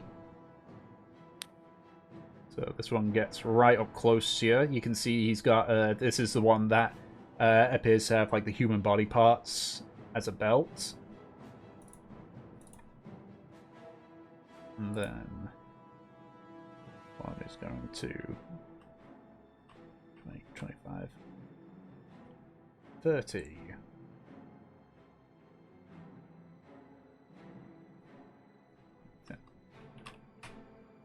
There we go. So even though this one looks to be like the leader, this one appears to have the most experience because he's heavily scarred. He's got what appears to be a almost like a whip with 3 flails at the end of it. No longbow comparatively. Only this one and this one don't appear to have longbows. But that is the Gnoll's turn. Kinling, you're up.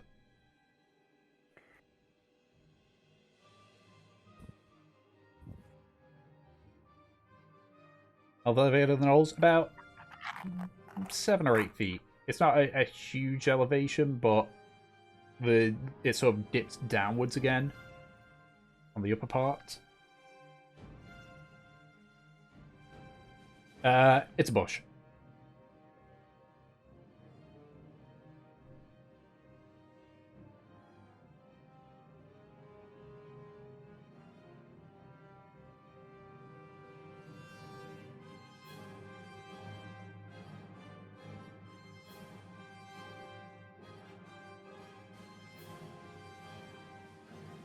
Yeah, you have the sheep on a leash.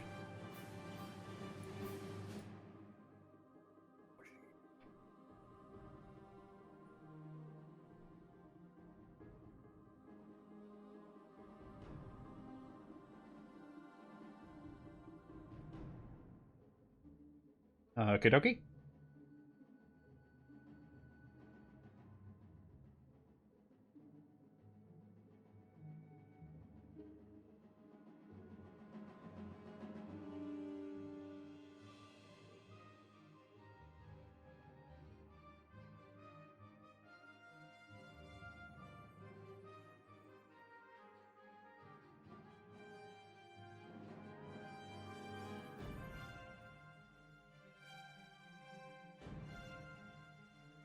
What's your total movement? Because you've already used 20 feet.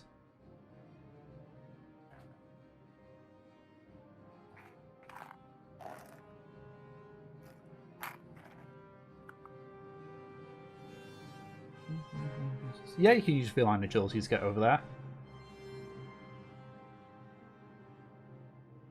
So you say you move around here?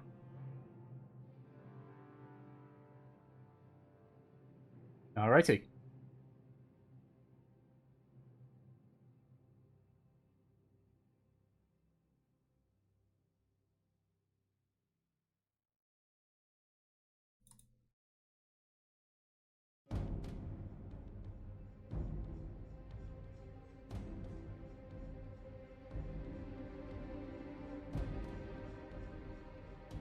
Yeah, sure.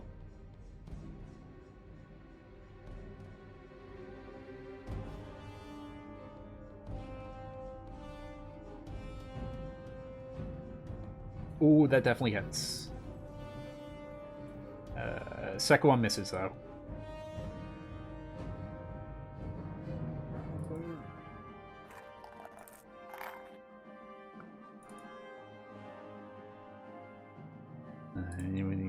We need to roll damage there. So 4 bludgeoning plus, I think, 2 for rage?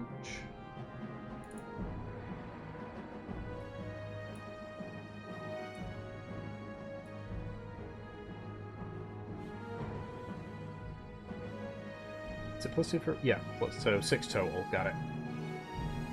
So that brings it down to that. So you run out from the rock and slam the back of your maul into the face of the knoll.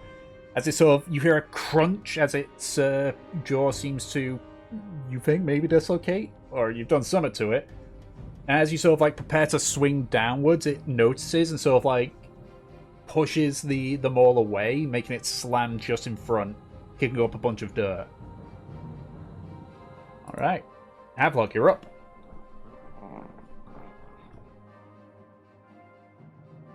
Alright, so I would like to put a... Please roll 20, work with me. I'd like to put a tentacle of the deeps around here, because I believe it has a 10-foot range, so it should be able to hit everything here. Alrighty.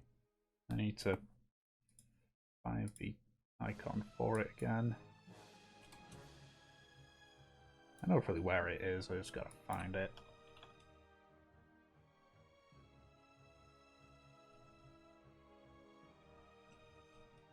Where is it?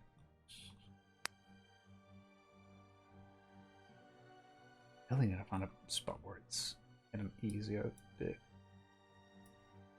Oh, that's why, because I'm looking in the wrong bloody area. Just for now, I'll put, so say it's about 10 feet, so like there. I want to put it right here. And then it hits 10 feet around from that little spot. Alright, so just to the right of it, yeah? Yeah. That circle works fine. I want it to attack this one right here. Will you not do the same? Okay. This one. So the heavily armored one, yeah? Yeah. Okie dokie. Go ahead and make the, because I'm pretty sure it's an attack roll they have to make. I think it's just a regular d20 for it. It's been a while since we've hit that. 17? 17 hits. What spell is it? It's something that Havelock does, class-wise. Oh, cool.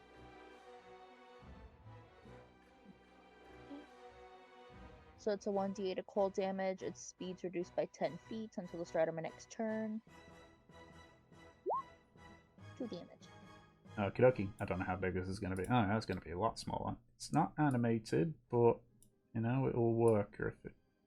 There we go. I can't find the animated version, but that's fine. It's not the end of the world. So 2 damage, and you say its speed's reduced by 10, did you say? 10 feet. Okie dokie. Alright.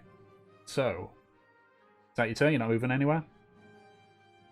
Let's see. It's a bonus action, so I would like to use my pew pews on these two.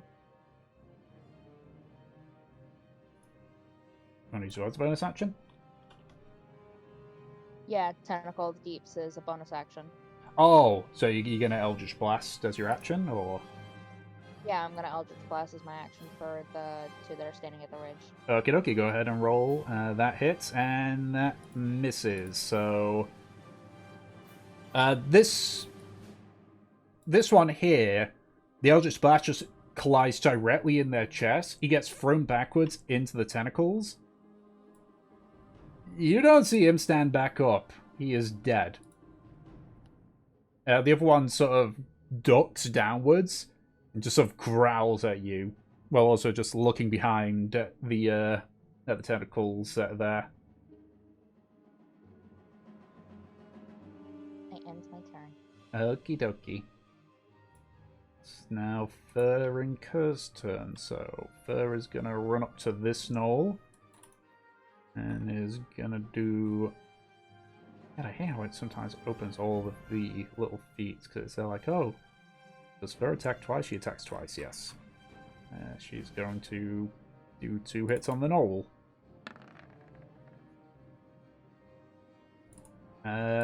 Second one hits for her. So she does 4 points of damage. Good job, her. So Fer just sort of like runs next to you, sort of completing the wall, even though there's height-wise the wall doesn't look that solid. But as an all sort of like turning towards Kindling, she sort of like stabs the spear into its side. He sort of like buckles slightly before pulling out the spear and looking towards Fer, sort of like blade raised. It is now Kerr's turn, who is going to run up to the side here. I just need to pull out his stat block.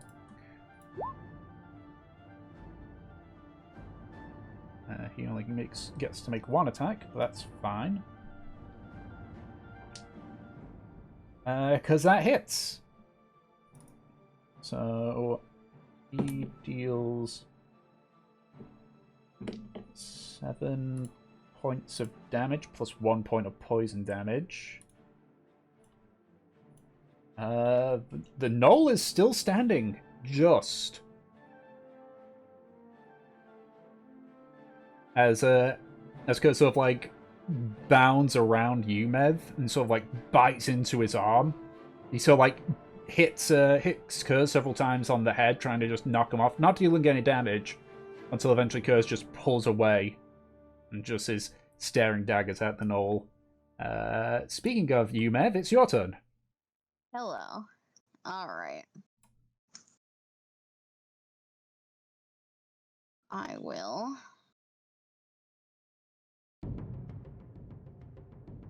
Yeah, okay. We are going to do 2 attacks. And unleash incarnation, so that would be 4 attacks. But I'm also going to use a sweeping attack on Valkyr's side. So, basically, in order, I'm going to attack this guy first, twice. I have no idea what you just said. So I'm just going to attack that guy. The one that's directly in front? Yep. Very dead. Very dead.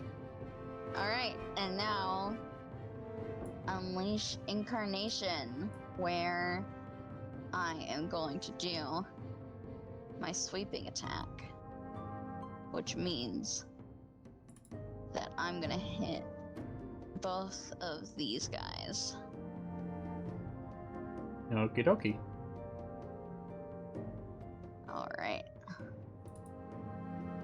1, 2. Go Valkyr. Oof. So Well, still get one of them, and I get to add my superiority die,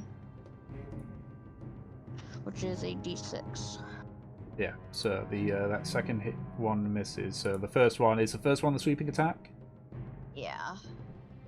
Okie so for 26 that would hit both of them. Yeah. 7 plus 3 for 10 total.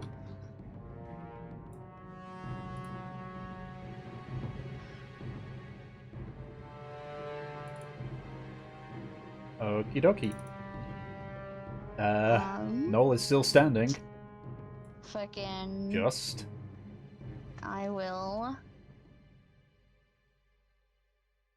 Yeah, move down here.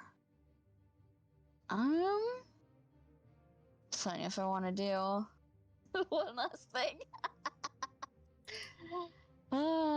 You know, we're about to take a nap. I would like to use Action Surge. Okie dokie. And then I'm gonna unleash Incarnation again. So I'm gonna roll 4 times. Okie dokie. Fucking 1, 2, 3, 4. Okay, and where are the attacks going towards? First 2 are mine, going towards this guy. Okay. And the second 2 are Valkyr's, going towards this guy. Unfortunately, the second two both miss. Oh, that still annihilates. So that is Jesus 20. fucking Christ, Mev. That's 25 points of damage, so... Alrighty, so... Fucking. You slash into the knoll. It sort of does stagger backwards before it's just...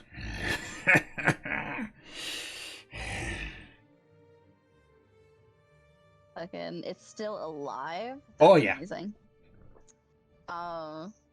Mev looks back to Valkyr with a grin.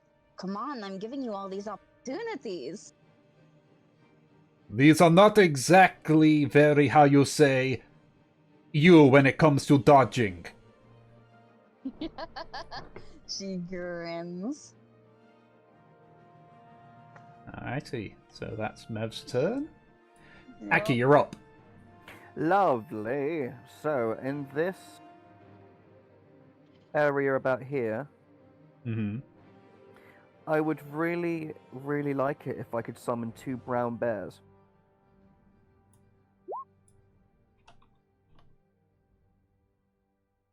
Alrighty.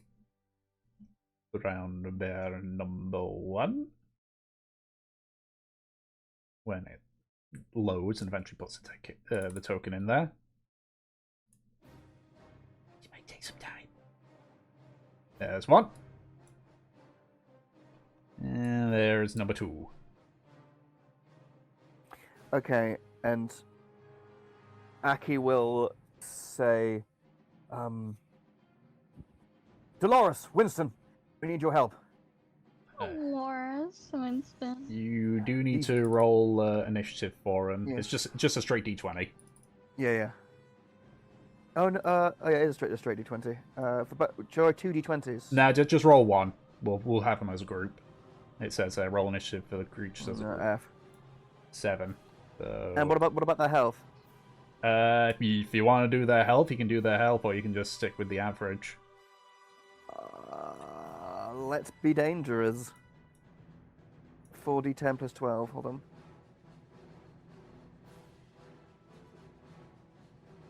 There's the advanced roller. 4d10 plus 12. This can be both their healths. Okay. Bing. Fuck. 27.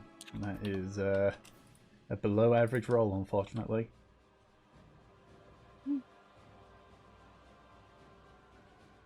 Alrighty.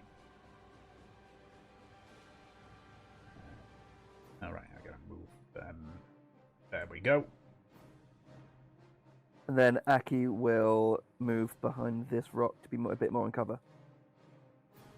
Okie dokie. So, Actually, wait, no, he won't. He'll move, like, here. How's everyone looking in front of me? I feel great.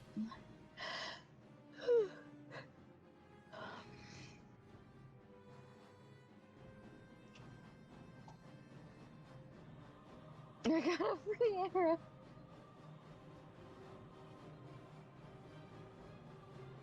Fucking Christ. yeah, your party has incredible alpha strike capability. Fair enough, okay. I just attacked 8 fucking times. Alright. Wait, hold on. Can you run me through how you attack so many times? Just for my own, like, D&D knowledge. Yeah, so Mev already has 2 attacks as a fighter, and she's gonna get more as she level.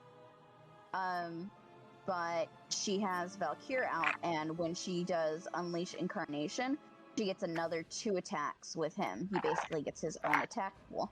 So then afterwards, that's 4 attacks, right? I action surge, which means that I get my action back, which means that both of us get our action back. So then I can just Unleash Incarnation again. The Incarnation pool matches my proficiency modifier. So I get, I believe, 3 incarnations now. Okay. Which basically means that I can attack another 4 times. 1 second. In summary, people say fighters are basic. I've clearly never played the Echo Fighter. Have they changed the rule on action surge? What do you mean? Because like I feel like when I played, what's he called, Trofner, like I swear there was a rule on action surge was that if you do that, if you action surge, you can only do one attack even if you can attack multiple times. It does not say that anywhere. That is you. Really? Yep. Yes. That's why I used to never really action surge that much. Because I was like, well, I can just wait my. Like really?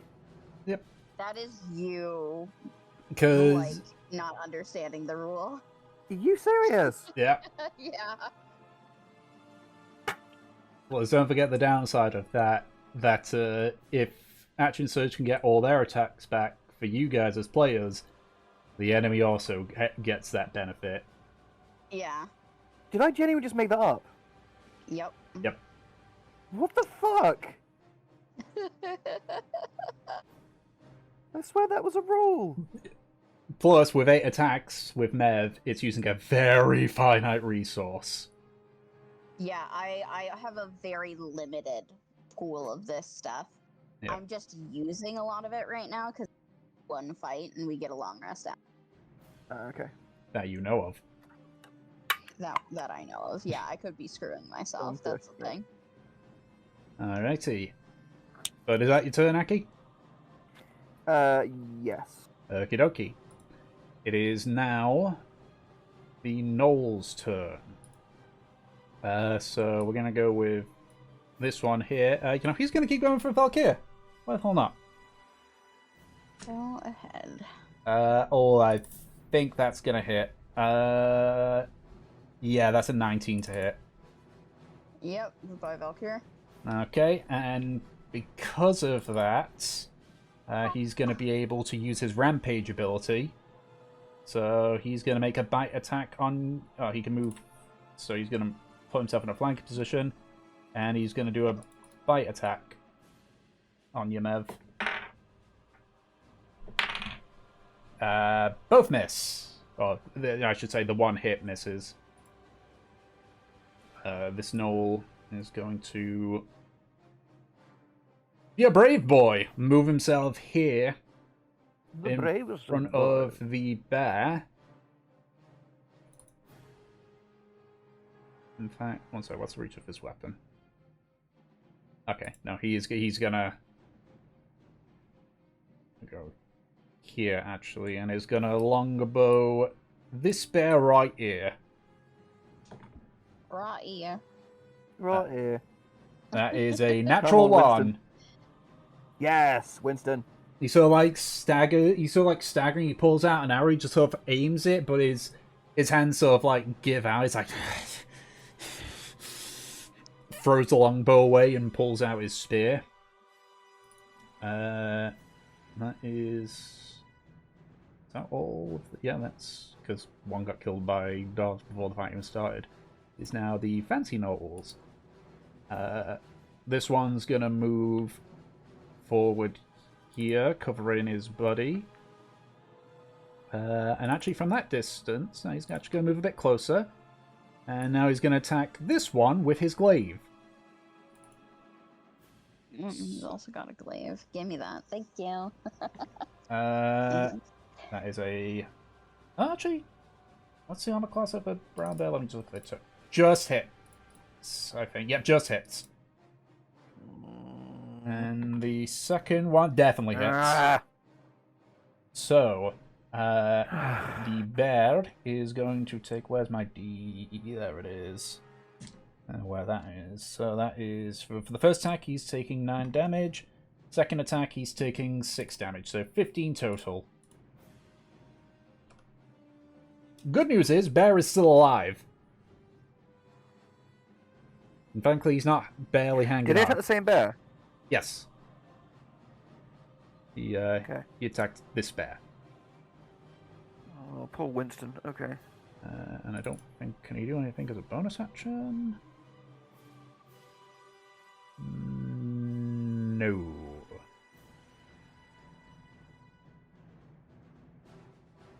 Yeah, no. Okay.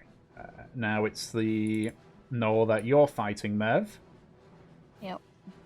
He seems to like twirl the like the flail around before you see him sort of like flick his wrist, pulling one of the flails to his other hand, and he's gonna hit you with the flails, all three of them.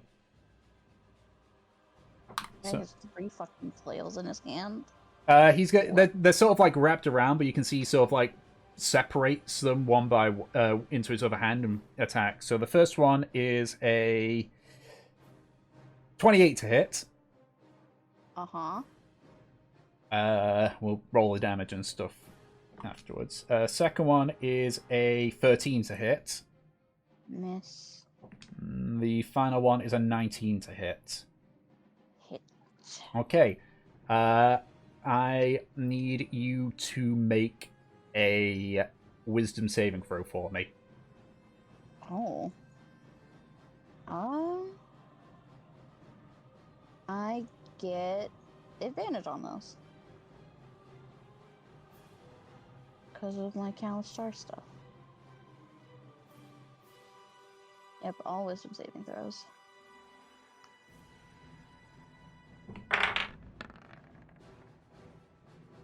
That's a fail, unfortunately. Yeah. So first thing first, you take 7 bludgeoning damage. Uh-huh. And as it hits, you sort of you sort of see start for a second before you start to see like almost like a fog comes over your brain, and you start to see shadowy creatures appearing. You see them as the bigger threat than this knoll. So that is for its first hit. The second hit, I need you to make a... Oh, that's the wrong stat block. I need to make a con save.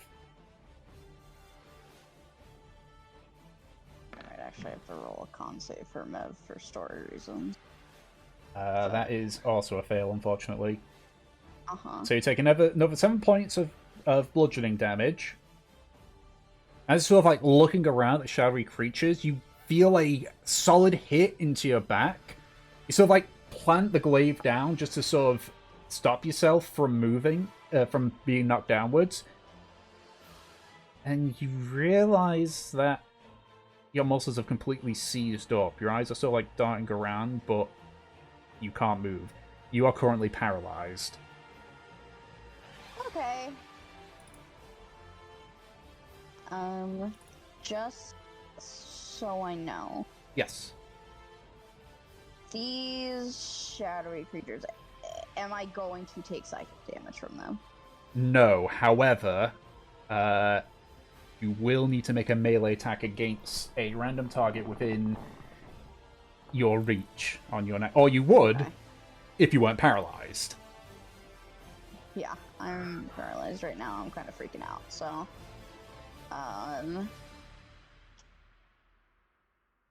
Alrighty. I will wait until my turn. Yep. Okay. Killing, you're up.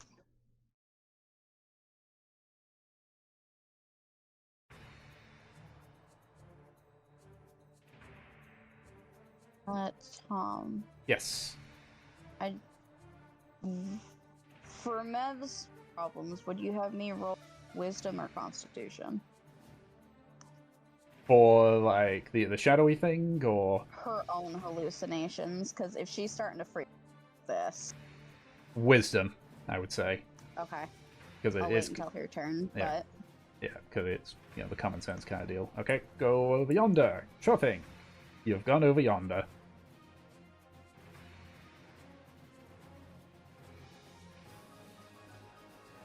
Most conscious time, how long you got, Peach?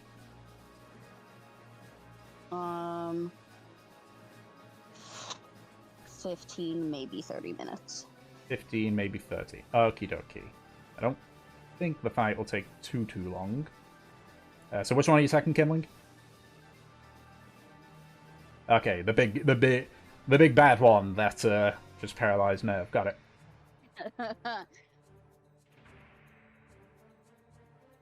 Oof.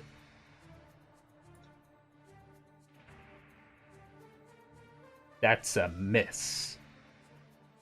See, Ed, this is also why what Mev just did has pros and cons, because she got to hit them a lot. But she also just stuck herself in the middle of this shit. Now she's getting fucked up. Yeah, that's true. So that second one was to the big guy again. Ugh. Okie dokie, yeah, definitely hits. So that is 11 points of damage. So that brings him down to that. Okay. Looking a bit hurt.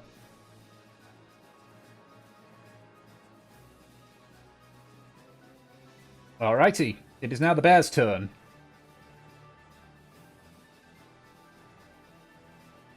What are the bears doing, Gaki? The bear helping Beer. bear. The one who's more injured. Mm-hmm. I would like to fight this gentleman Okie dokie. with his 2 attacks. Alrighty. So it's first one is 1d8 plus 4, and the other one's 2d6 plus 4. 1 second, let me get that sorted. Yeah, but it's a +6 to attack, so... And plus 6, yeah. Oh, right, yeah. Yeah, you kind of got to roll the attacks first before the damage. Alright. There we go. Yeah, that first one hits. What about Oh, I the throw second both of attack? them, don't Yeah. I? Okay. +6, that brings it to 13. Second one misses, so it's only the bite attack that hits.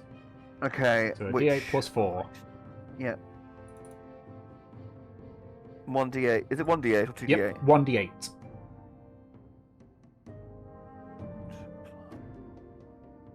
Four. Sure. Yes, I'm looking at the stat block. Oh yeah, it is.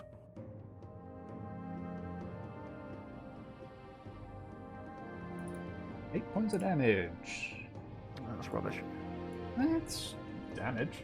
Okay, and what about the second bear? What is he doing? If the bear this bear here, if it moves down here, would it get attack of opportunity? 10. Oh, that's most. It's 5, 10, 15, 20. No, because it's when you leave engagement range. Okay, in that case, can he do his bite attack on the one on this one, and then the claw attack against this one? Okay, my attack gets advantage because flanked. Lovely. You can just roll a d20 for the attacks, and I'll just do the math for the attack rolls. 20 Mm-hmm. and natural 20. Okay, so the bite attack crits, and you gotta do one more because again the one on this one you had advantage.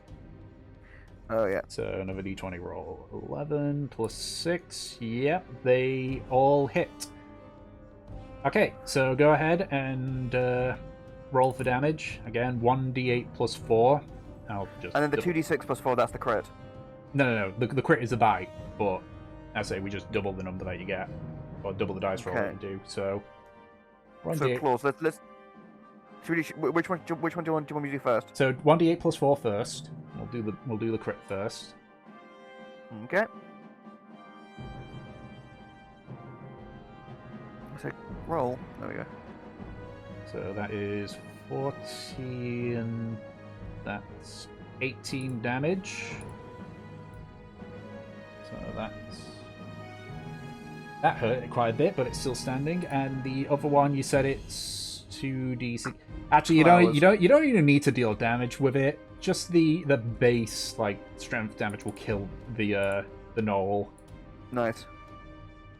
So you sort of the bear bites into the arm of the armored gnoll. It sort of pulls it off, but you can see the arm's now hanging limply. The other one essentially bear slaps the other gnoll, and it just sort of you hear an audible snap as its neck breaks from the impact. Jesus. Alright. But I assume that is the bear's turn. That is. Alright. Actually, no, wait. Can he still move? He moved 20 feet, so he's got 20 more feet of movement. Okay. 1, 2, 3. Yeah, can the bear move behind the shaman? Or whatever this is. 10, 15. Yep. Oh, I just forgot this guy's still alive. Oops. Yep, so he is going to make an attack of opportunity on the bear. Can I reverse that decision, please? I forgot he was alive. Okay. Thank you. I'm an idiot. Sorry. Alright. You're gonna take a while just with Ed. Avalok, you're up. If Hi, anything, I'd I'll just like have to you start rolling move. for me, Tom. What was that, Peach? I'd like to move. I'll just have you start rolling for me if I have to leave my computer. Okay, shouldn't take too long. So you like to move whereabouts again, Tentacle Avalok? over here. Oh, the tentacle over there. Yep. Free action. It can move. Mm-hmm. I'd like it to smack this one. Okie dokie. Go ahead and make the attack roll. Misses. Awesome. Can I see over here? Just about. There is a brush in the way, so you can see sort of like kindling. You can't see Mev. Okay. I'd like to move right here. Now you can see kindling and Mev. To take a shot at this one and this one. Okie dokie. Make your attack rolls. Ooh. Okay, well that knoll. Creature and terrain. Yeah, I think it's difficult terrain on that one. So that knoll's dead, and this one just takes damage. Boop. Alright, I end my turn. Move along. Okie dokie. Fur is going to 5, 15, 20. She sort of like runs up to you. Mev's like, Mev? Just sort of like shakes you a bit. Takes a spear. She's gonna make is gonna make 2 attacks onto the knoll. Yeah, Fur's sort of in a bit of panic now. Great. It's now Kerr's turn. 5, 10, 15, 20. Is going to also make an attack on the knoll. That actually might hit. Oh yeah, that hits. So he take. Oh, come on, Kerr's. Takes 4 points of. Oh, come on, Kerr's. Oh my god. Takes 4 points of piercing damage and 1 point of poison damage. Literally minimum damage. Alright. Okay, so. I'm fucking gonna be rolling with disadvantage. What? That Mev stays sane, maybe. Well, 1 second. Let me just quickly check something, because I'm pretty sure Paralyzed you can't actually do an action. Can you? I'm not doing an action, I'm rolling Oh. to see if Mev's about to lose her shit. Oh, that's what you meant. She's having hallucinations right now, which Okie dokie.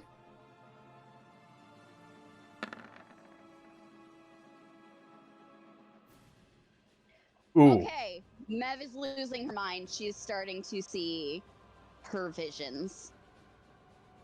Okie dokie. So, as this happens, you feel like your visions continue, but the shadowy creatures that had appeared from being hit by the gnolls vanish, and you feel your muscles relax again. That is your entire turn, unfortunately, because of paralyzed. Alright, she's starting to see other things, though. Yeah. I think if you'll let me, Mev's gonna fall prone. Sure. You sort of like Yep. you watch as Mev sort of like curls up in the fetal position. And No.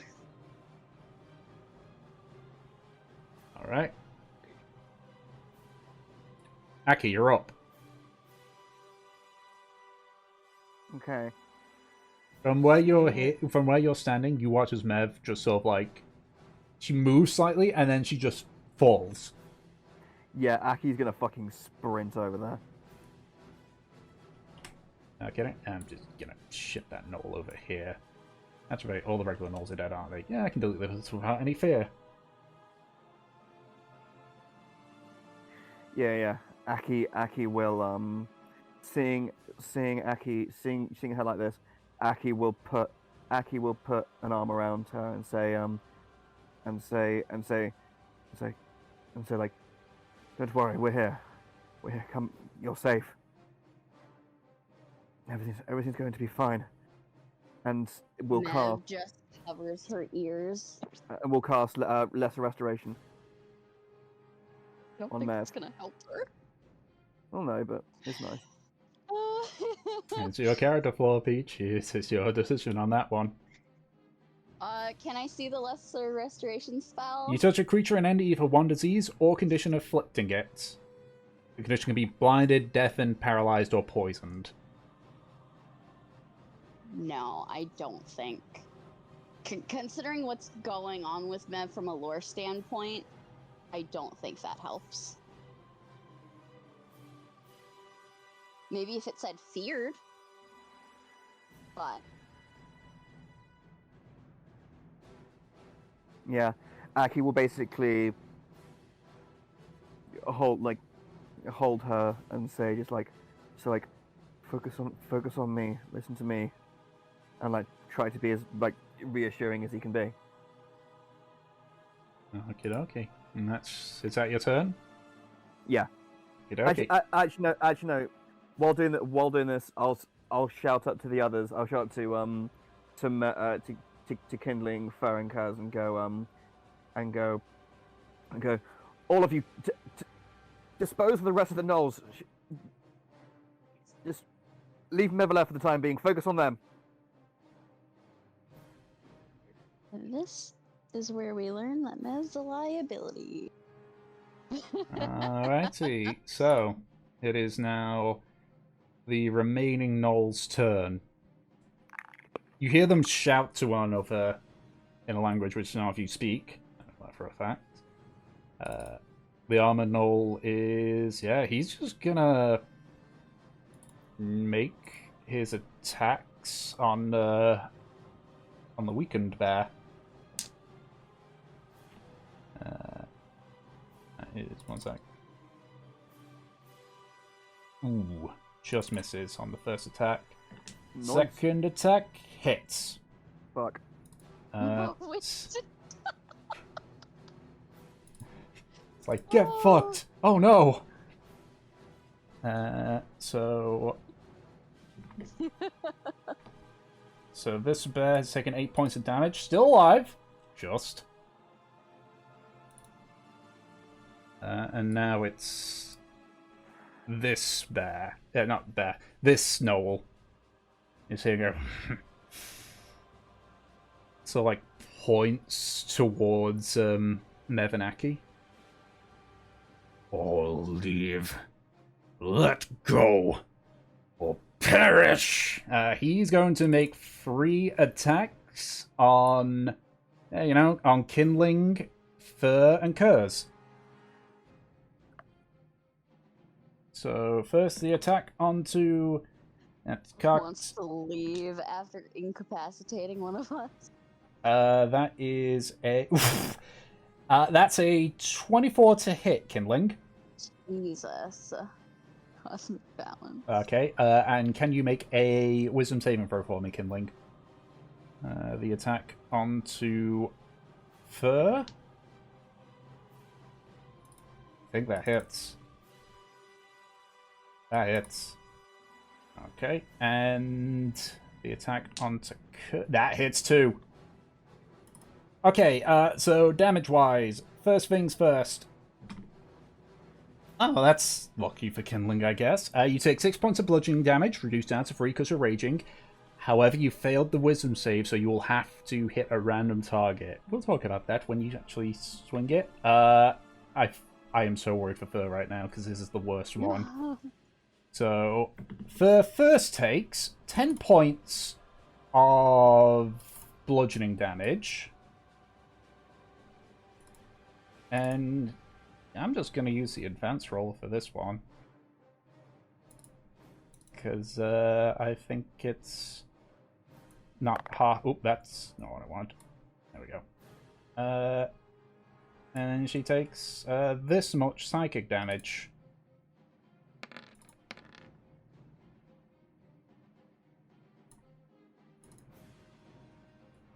Alright.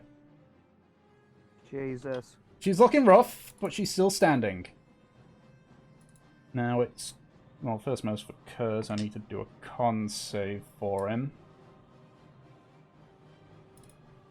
So as the first bell, like, hits Kindling, like, just around his jaw, almost like essentially a flail sucker punch, swings the second one directly down on Fur's collarbone. She screams out in pain, and as Kerr sort of, like, lunges forward to bite at the knoll, he swings the final one, hitting him directly, like, in the chest. And you watch as Kerr's just freezes up. That is also 13 points of damage onto Kerr's. Okay. Killing, you're up. You need to attack somebody, so I want you to roll a d4 for me. If you roll a 4, I'll let you choose. Okay, d1, you're attacking Aki.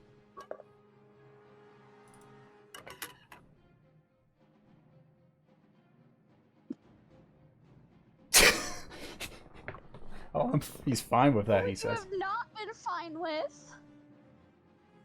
What? Does a 9 hit you, Aki? No, it doesn't. Okay. So you sort of, like, look up, and you see Kinling just look at you. His eyes seem to be fogged over. Yeah. Kinling, you see what looks to be a shadowy creature, sort of like leaning over Mev. You sort of like slam the maul down. You miss, thankfully, but that is your action.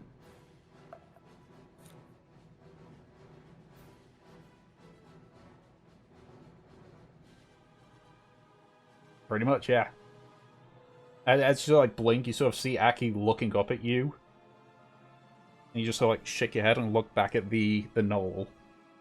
Who just has just a big toothy grin. Bear's turn. This Noel thinks that he's doing a lot. Really, Mev just... Hello! He nearly one-shotted Fur. Yeah. Listen. She'll be fine. Yeah. So, Aki, what are the bears doing? Are they still attacking? Alright, I'm gonna switch to my phone. Okie dokie. Yeah, they're both going to do both their attacks on the knoll. Okay, with advantage, so just roll 40 20s.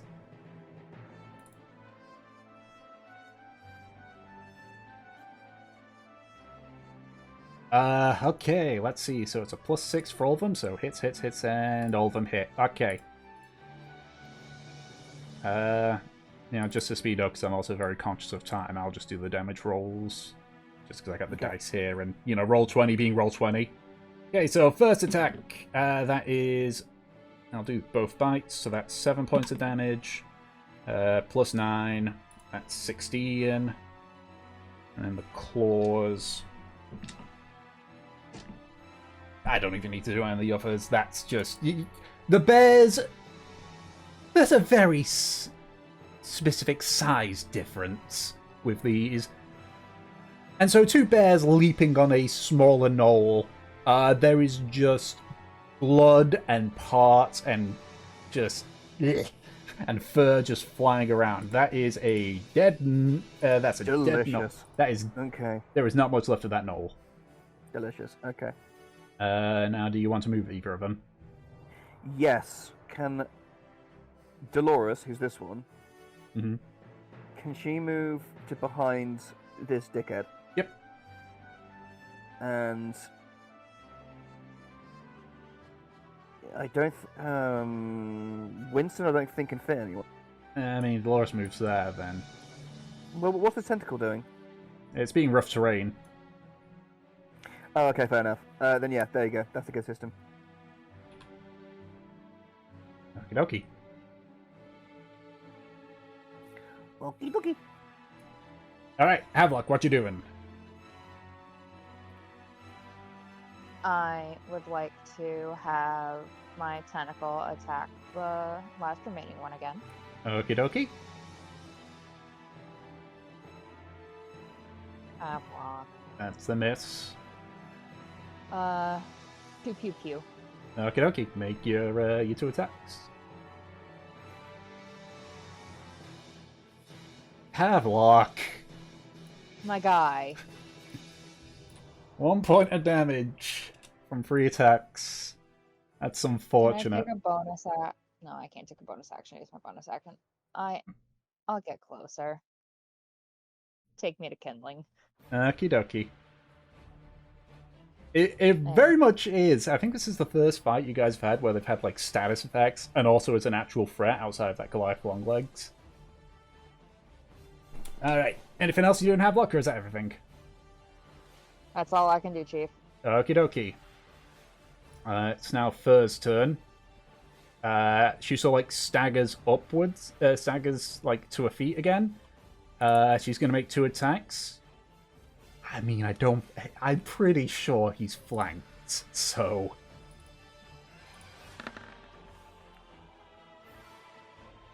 There we go. Now we're seeing some stuff from Fur, finally. Okay.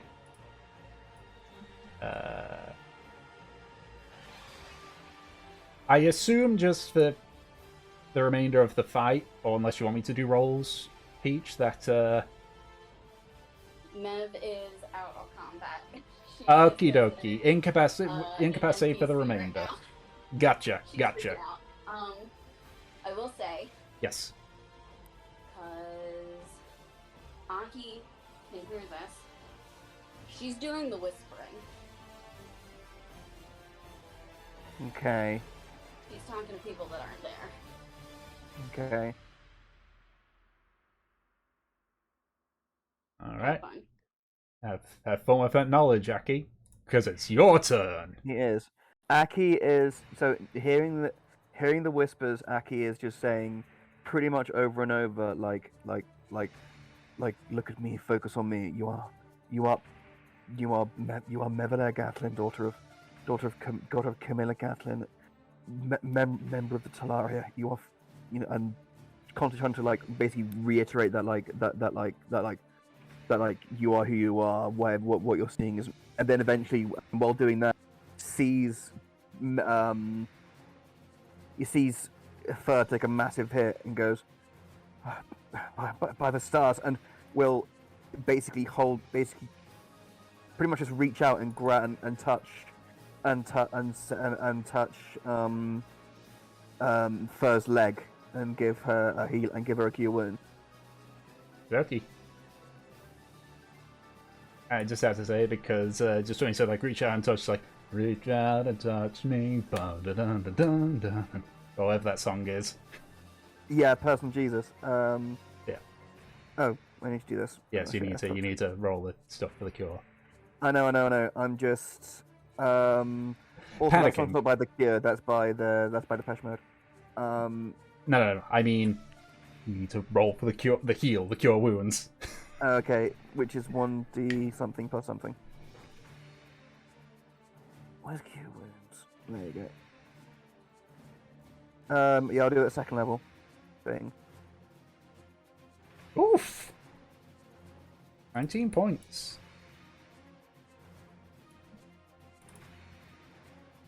Alrighty. So, is that your turn? Apart from literally just trying to console Mev and giving her words of encouragement again to try to focus on the here and now and her being on this plane and it being her. No, that's it. I'm just basically trying to console Mev, essentially. Alright. It is now the powerful Knoll. He just sort of like leans back a bit, just looks around, it's like he's gonna make 3 attacks. He's got a lot of targets to choose from. You know, he's gonna make his first attack with his Flail of Madness on Kindling again. That is a dirty 20. So I need to make another Wisdom saving throw. Ooh, you just make the save.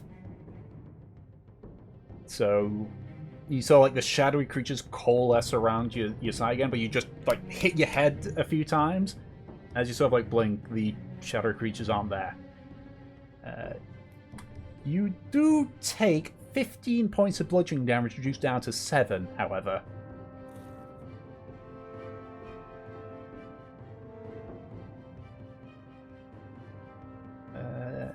You know what? Just based on that knowledge, as he just sees you... This is a clever enough Knoll. Yeah, he's going to attack you with his Flail of Pain. That is 18 to hit. He's been rolling really good. Okie dokie, so... With your rage, you only have resistance to bludgeoning, piercing and slashing, right? You don't have any additional stuff because of your totem. That's fair, isn't it? Just those. Okay, so first most, you take 10 points of bludgeoning, reduced down to 5. Then you take this much damage, not reduced because it's psychic. So you take 23 points of psychic damage.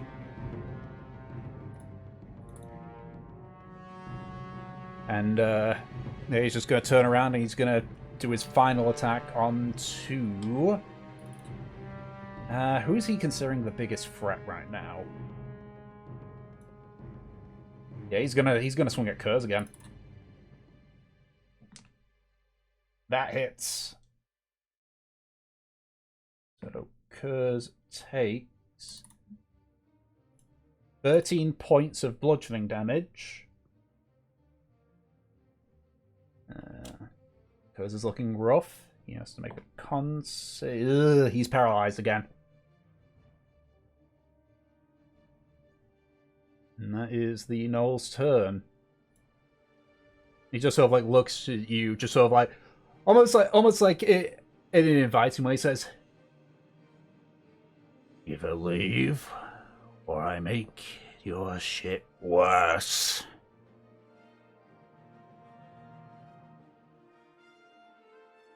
I would say so, yes. He's literally surrounded.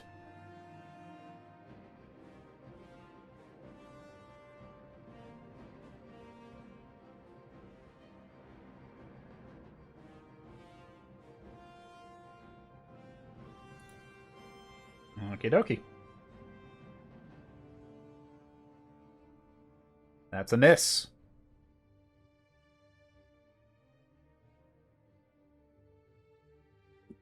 Still a miss.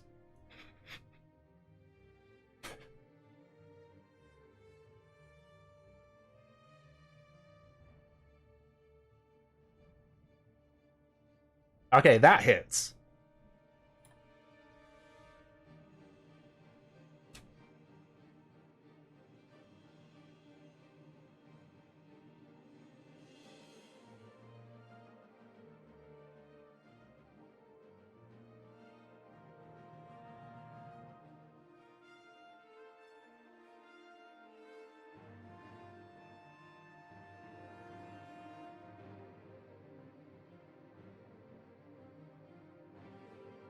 Alright. Aki, what are the bears doing? Fucking up the Knoll in the middle. Okie dokie. Go ahead and make 4 attack rolls, because flanked.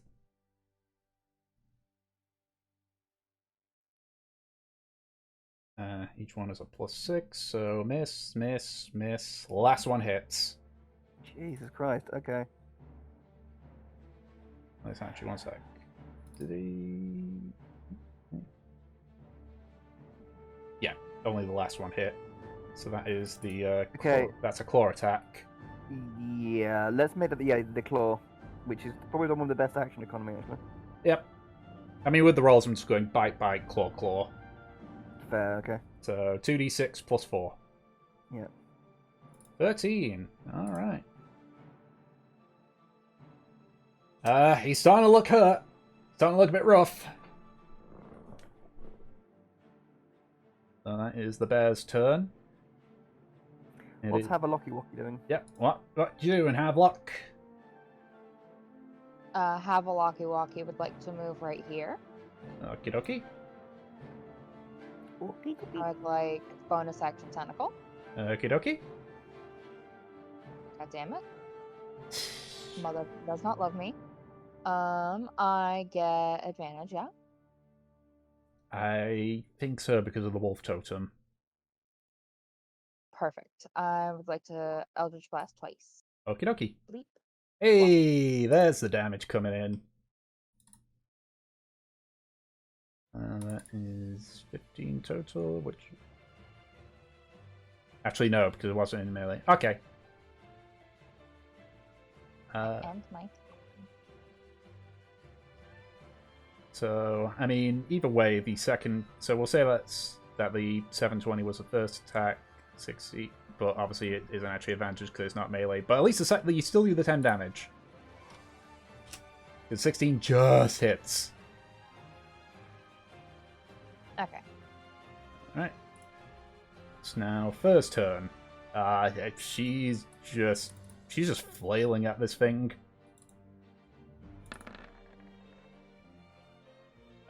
Second one hits. 8.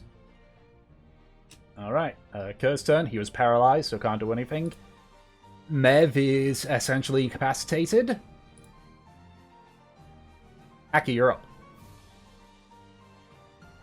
How are the people around me looking? Kurz is looking hurt. Fur is still a bit rough, but not terribly. Yeah, Kinlan's taken a few hefty hits. Okay. Kurz can have 2 hits of Balm of the Summer Court. Okie dokie. That's 2d6 plus 2 temporary hit points. Okay. And then I will use Cure Wounds and a Balm of the Summer Court on Kindling. Alrighty. D6 and then a temporary hit point plus whatever you roll for your heal. Yeah. This is for Mr. Ling. There you go, so 6 points of healing plus whatever is rolled for the Balm of Summer Court. Yeah, that's just a d6. So Kindling gets 8 hit points and 1 temporary hit point. And Kurz gets... Oof. Jesus. 3 hit points and 2 temporary hit points. Alright. And then, but then after that, he's still trying to focus on Bev. Okie dokie. Trying to help her the best he can. Alright. It is now the Knoll's turn. Just sort of like points towards Kindling, just gives a sort of like knowing smile, and is going to hit you with a Pillar Madness again. That's an 18. Okay, make another wisdom saving throw for me, please.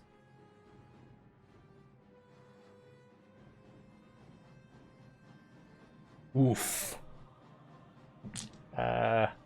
You take 14 points of bludgeoning damage, reduced down to 7, and you will have to attack a random target on your next turn. Flail of Pain. Yeah, he's gonna put it onto Fur again.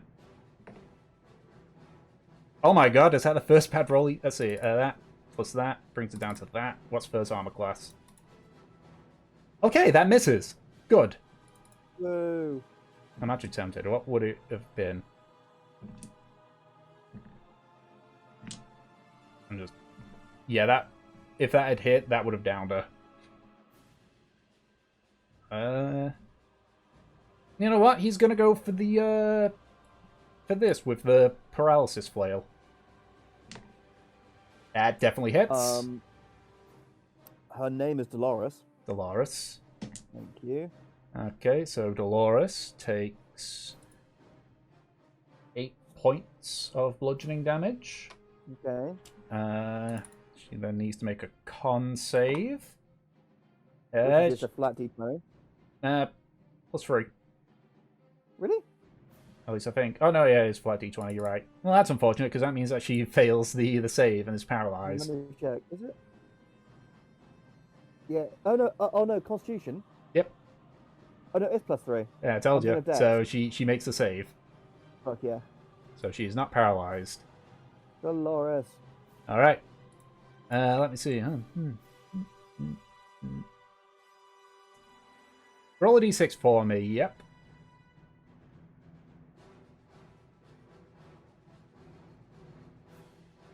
So, you're attacking Havelock.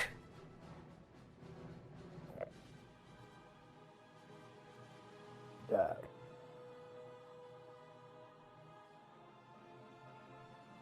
Go ahead and make your attack roll. That almost certainly hits, so... Yeah, 8 points of damage... not 9 points, 10 points of damage to you, Havelock.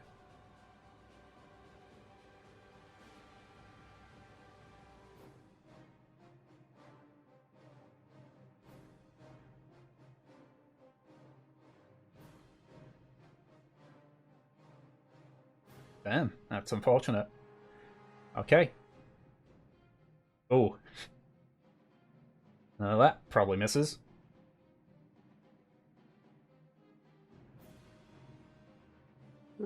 Alrighty. Unfortunately, Kinling, that's your turn. Shall I assume the bears wish to rip apart this knoll? Tooth and claw. Yes, please. Okie dokie, go ahead and make your 4 rolls. Again, we're going bite, bite, claw, Yeah. claw. Bite. Bite. Claw. Claw. All of those hits. Also 12, 13, 11, 12, 13, 14 is pretty nice. Yeah. Okay. So, Sweetness. Let me do my rolls. probably best if you just do the flat rolls as opposed with the plus, because they're both +4 anyway. Sure.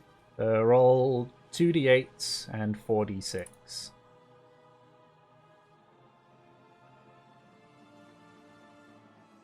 Hold on, that's 2d6. Okay, well that's one of the claw attacks. Okay. Oh, so I do 8d6 basically in total. Yeah, well now it's 6. Well, no, because it's 2. It was 2 claw attack. Oh yeah, no, yeah. My brain just flatlined on me for a second there. How much it is? 20. Is it +3? Well, it doesn't really matter because just on that damage alone, how do you want to do this? So I think after like it tries to hit Dolores, Dolores like looks over to Aki, who's over there basically holding Mev behind him, trying to whisper, trying to get it, and so she basically says like, right, I take matters into my own hands, and then just bellows at this knoll knob end, and then just fully pounces on him and just starts ripping out guts and like biting into it and taking chunks of flesh out, and then until basically all that's left is like, have you seen the most recent Guardians of the Galaxy film? No. Okay, basically Dolores doesn't finish until it's a bloody gore-filled skeletal mess, essentially. Okay. I think I actually know the kind of look it would be on that one, but there is no gift for it.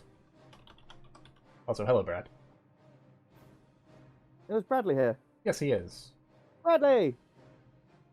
I'm late. Yes, you are. What the fuck? It is. I forgot. That's fair. Don't worry, man. But like, It's early. the first time, so It It's is cool. It's cool. fine. We're right at the tail end, so yeah. Damn, there's no gift of it. Yeah, so you just kind of watch as then also of like gets rammed this way and that by both bears until eventually Dolores sort of like rams into the ground, just like puts his face right next to the knoll, and just raises up onto her hind legs and just begins slashing several times into the knoll. Blood is flying everywhere, covering everybody nearby. But eventually, there is. If it wasn't done by a bear, this could probably have been a nice rug. But the knoll is indeed dead. Yay. And then doing that, Dolores will basically just sit back on her bum and then cleaning her paws, basically. Yeah, just starts cleaning her claws and everything, just licking the blood off. But eventually, the adrenaline begins to leave your bodies, and you now, with the fading light, have to deal with the new situation that has arisen from the hit that Meva took. And that is what we're going to call it for this session, because obviously Peach had to go, and so there's no point on this next part without her. Wow, back in time. Can I speak for all of us with when I say ah? I'm learning on my encounters, clearly. What do you mean? Well, we've had the Gargantuan Longlegs cause issues, and now we've had these Knolls cause issues. Yes. God damn it. This was Friggin- this was a good fight.